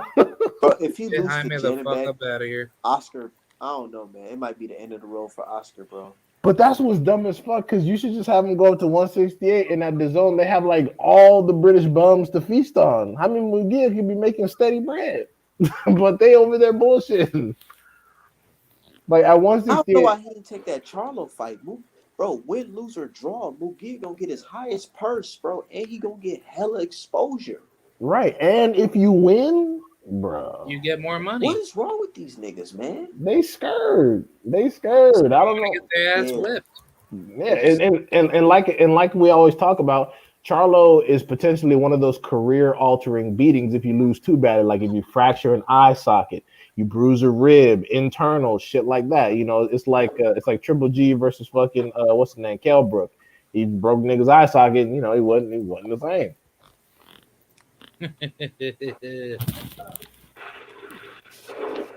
That's funny.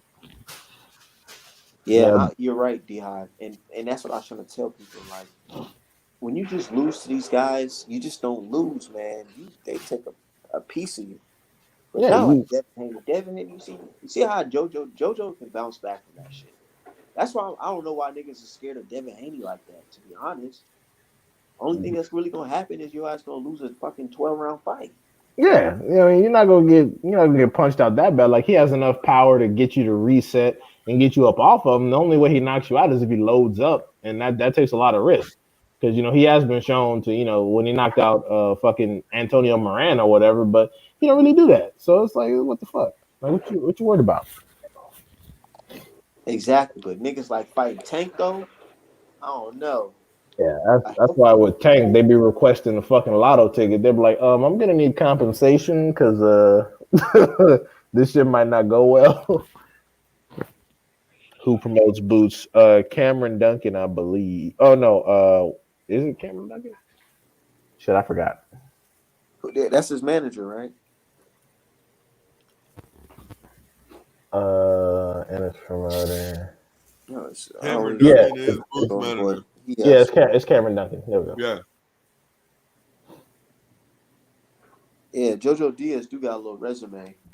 Yeah, JoJo Diaz fights who you know he'll fight. I mean, of course, with the Haney fight. Yeah, he tried it. We had to bully his ass. Talking all that shit. I was adding that nigga too, man. It was funny. We were all on Twitter like, he be on social media, so he's seen that shit. Yeah, we was like, you bet not. You better not have no excuse for ducking that. That's trash, bro. You really gonna duck another title opportunity? Get that bullshit out of here. I was tired of that shit. Fort Devin. Yeah. I said, hell nah, boy. We ain't letting you get away with this shit. And they talking shit like JoJo is some beast. Him and Devin got the same number of knockouts. And before Devin beat him, they was trying to act like he really was gonna beat Devin. And then afterwards, of course, they diminished the win. They're like, oh, JoJo Diaz was washed. Based off what? One decision loss? Bro, niggas was Like- calling him a pillow puncher after the fight. I'm like, who said that about him before this shit? Yeah, So like, you got JoJo or Pitbull Cruz. I think JoJo Diaz was decision Pitbull. Yeah, I think so. Yeah, I'm not gonna. I don't know the momentum. I don't know. Well, I like because he didn't get I'd knocked love to out. see bro. JoJo versus Rayo Valenzuela. That's a good ass fight. Oh shit! I don't see that. JoJo don't punch hard enough. He don't punch hard enough. He gonna get beat up. I thought Ryo was fighting at 40. And Isaac Cruz Gonzalez doesn't punch hard enough too. Well, the thing is, Isaac Cruz lacks boxing skills, so JoJo could evade some of that and keep him off balance. Oh, Ryo is significant. Yeah, and Rayo, yeah, And Ryo is bigger. I keep forgetting. Ryo's like a more dangerous southpaw. Yeah, Ryo can actually box and punch, so he'll He can box, he he can was at punch, 40 he can though. break you down. No, he's at 35. He's Nope. 35? Okay. Yeah. Man, I seen the kid spar and I seen him fight live, man. He's the goods, dude. Who? Yeah. Mexico? Nah, he's from the States, I think. He Nah, the one that Ryo. said- he the I one wanna that beat said Ryo knock in real Theo life. out, huh? Yeah, he stopped him in the first round. That shit's Yeah, he beat the embarrassing. shit out of Tio. He was like 17 beating on grown ass Tio. Oh my god. Well, you said he stopped him. Yeah, he stopped him in the first round. They had to cut the spot Gervonta off. They was said beating the twice. shit out of Tio. They said it was twice. Yeah. Wait, what'd you say, Crowd? Gervonta was beating the shit out of Tio in the passing spar. Yeah, they got all kinds of tapes of Tio's ass getting bullied and fucking sparring. Man, Teofimo, people. No, go ahead. Go ahead. no, Teofimo made zero mention of that, and I think I saw one interview where Gervonta, he was asked about, how would you see like a fight play out between him and Tio, and Gervonta said, I would beat the shit out of him and I would sleep him, just like what I did to him back in sparring. Yeah, that's how we all thought the fight would go. That's why the fight never got made. Yes. These motherfuckers talk all this shit about Tank because it sounds good, but they ain't really trying to fight him for real. Like Ryan, back at 126, will Lomachenko fight Tank? Of course. Now, hell no, he ain't gonna fight no damn Tank. He ain't gonna fight no Tank.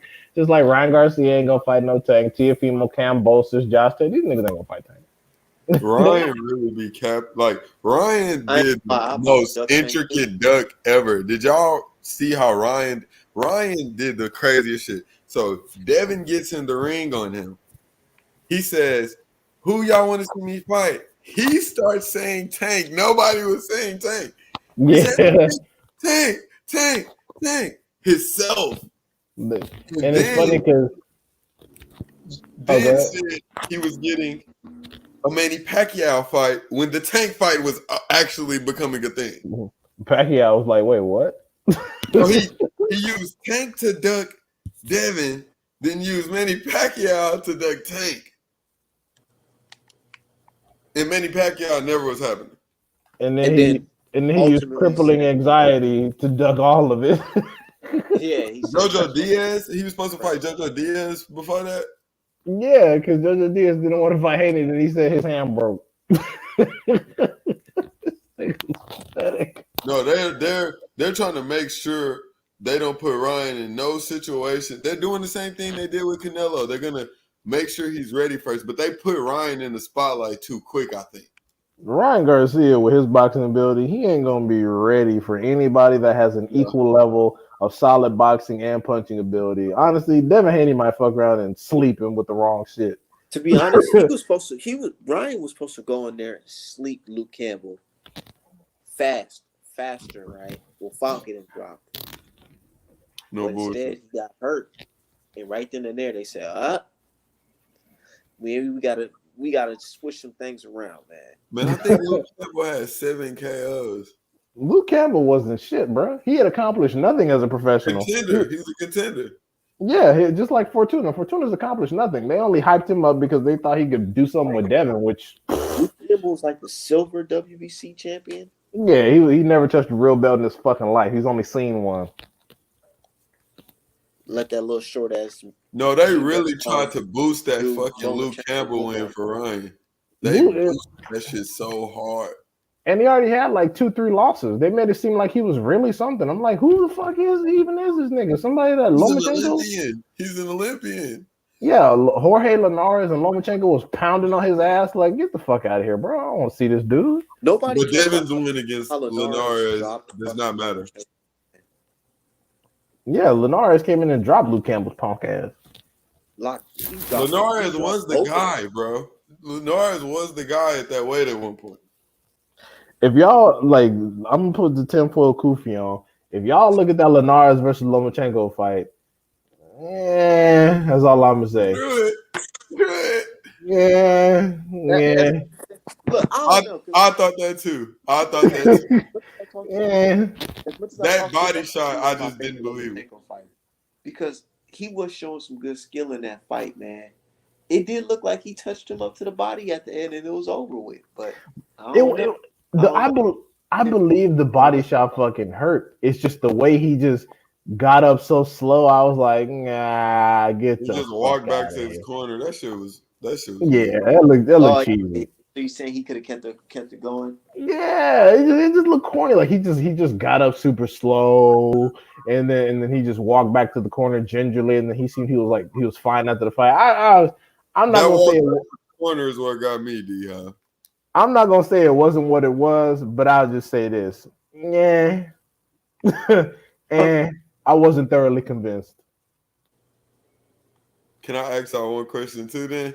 What about the Kovalev, the Canelo Kovalev knockout? Oh, that was straight bullshit. That was all set up. I would say it was fixed, but then again, I want to say Kovalev was fucking really not himself because he literally just came from almost being stopped by a prospect.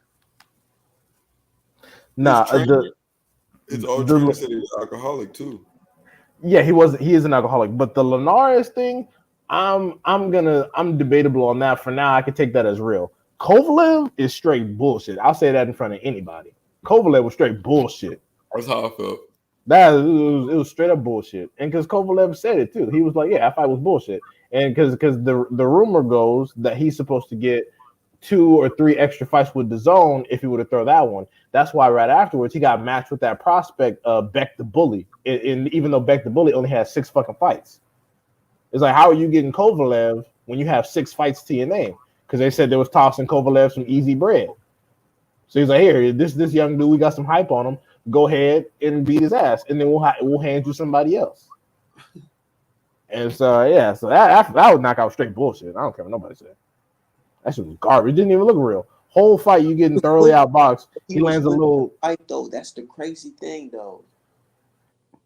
Wait, what? I feel like he was winning the fight still, even with them lazy ass jabs. Yep. That's all you need to put Canelo at bay is a strong jab.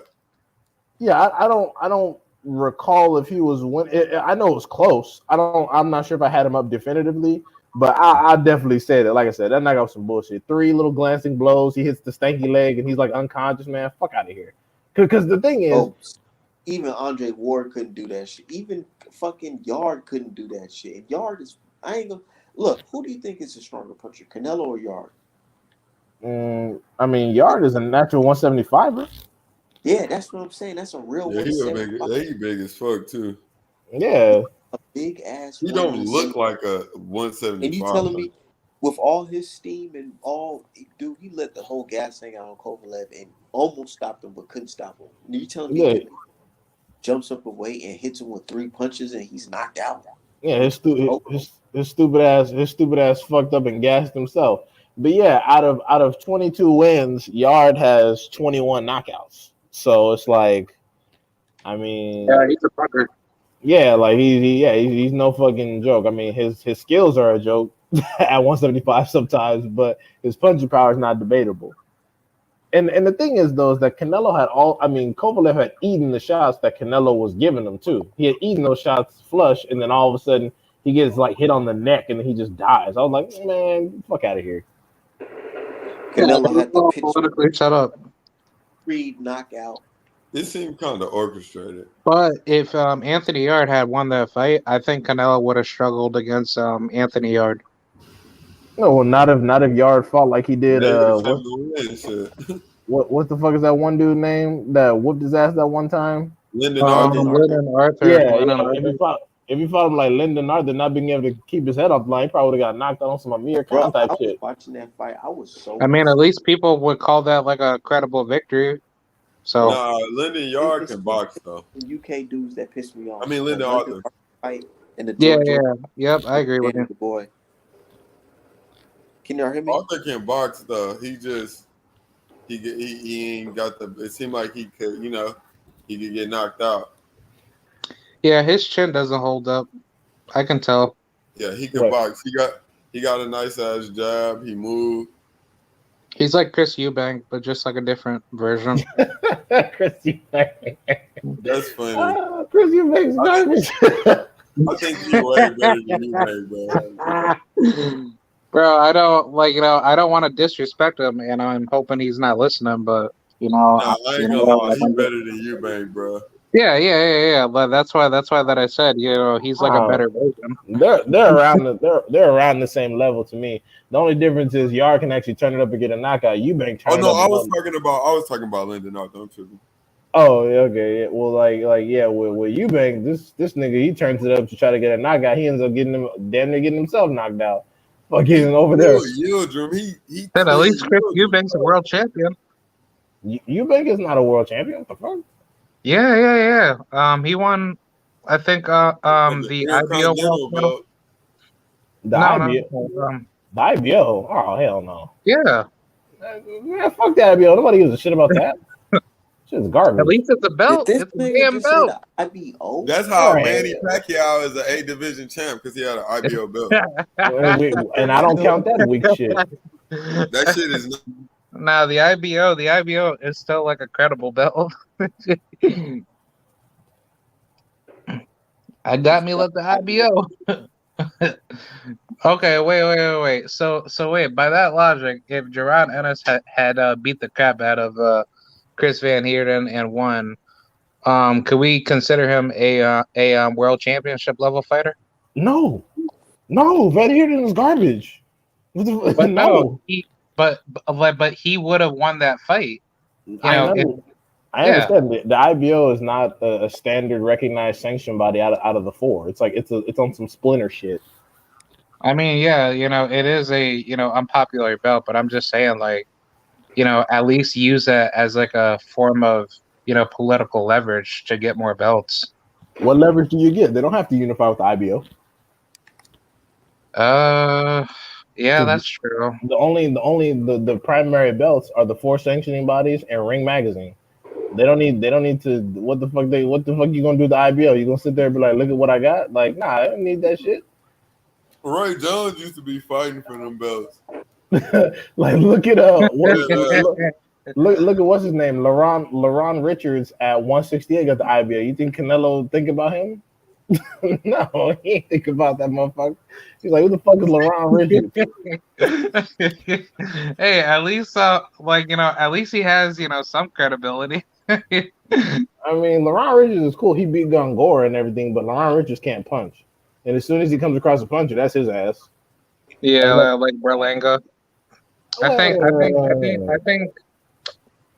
Berlanga should fight him next. I'm not sure Berlanga has enough boxing ability to be able to catch him, but no. If he lands, it'll be over. He definitely does. Like, I mean, he was getting beat up by his. Berlanga been looking bad. His last fight, he got fucking pissed off. Looking bad, man. Yeah, Coceras was beating the dog shit out of him. I don't even know the last dude he fought. I forgot his fucking name. Coceras. Yeah, me too. I just knew he looked bad as fucking that shit. Yeah, okay. Coceras. Yeah, Coceras had damn near a 50% knockout ratio. Knocked him down. It was whooping. Oh, nice dog. That's come on, that's corny. Cute dog. Oh shit. That dog is in his business. Oh, this is my guy, man. What's the breed? It's a Yorkie. Oh, nice. Yeah, I love those dogs. Shit, boy. yo, I gotta get up out of here, man. I gotta get some Ah, man. All right, for sure. rest. Thanks for Yeah, having that me. Tyron Willie took a dive. Nah, I don't think Tyron took a dive. I think he man, just you got. guys. I think he got smoked. No, Nah. the Ring magazine is not. Wow, I can't believe you. No, that's not even a belt. I don't even count the Ring magazine. I only talk about it because everyone's like, "Oh, that means you're lineal." Lineal is some shit people give to the popular people. Exactly. Yeah, Like, lineal just shits and giggles. It doesn't mean anything. I'm like, "Oh, you're the man who beat the man." It's like, well, we have to have an argument about who the fuck the man is. Who the fuck was with the man? Like people say Triple G is the top middleweight, and a lot of motherfuckers think that's garbage, considering all the duckery. And he ain't Also- fought no other Yeah, champ. but I got a dip, man. Oh, okay, yeah, all right. all right, We're bro. gonna do another live tomorrow because you know the Showtime about to drop that schedule. Yes, sir. Oh yes, I can't wait. All right, Yeah, y'all have a so- good so one. we gonna Thanks for having me up, Art. That. Thank you very much. I'll see y'all tomorrow. Easy, fellas. Yeah, no problem. Yep, nice talking with y'all.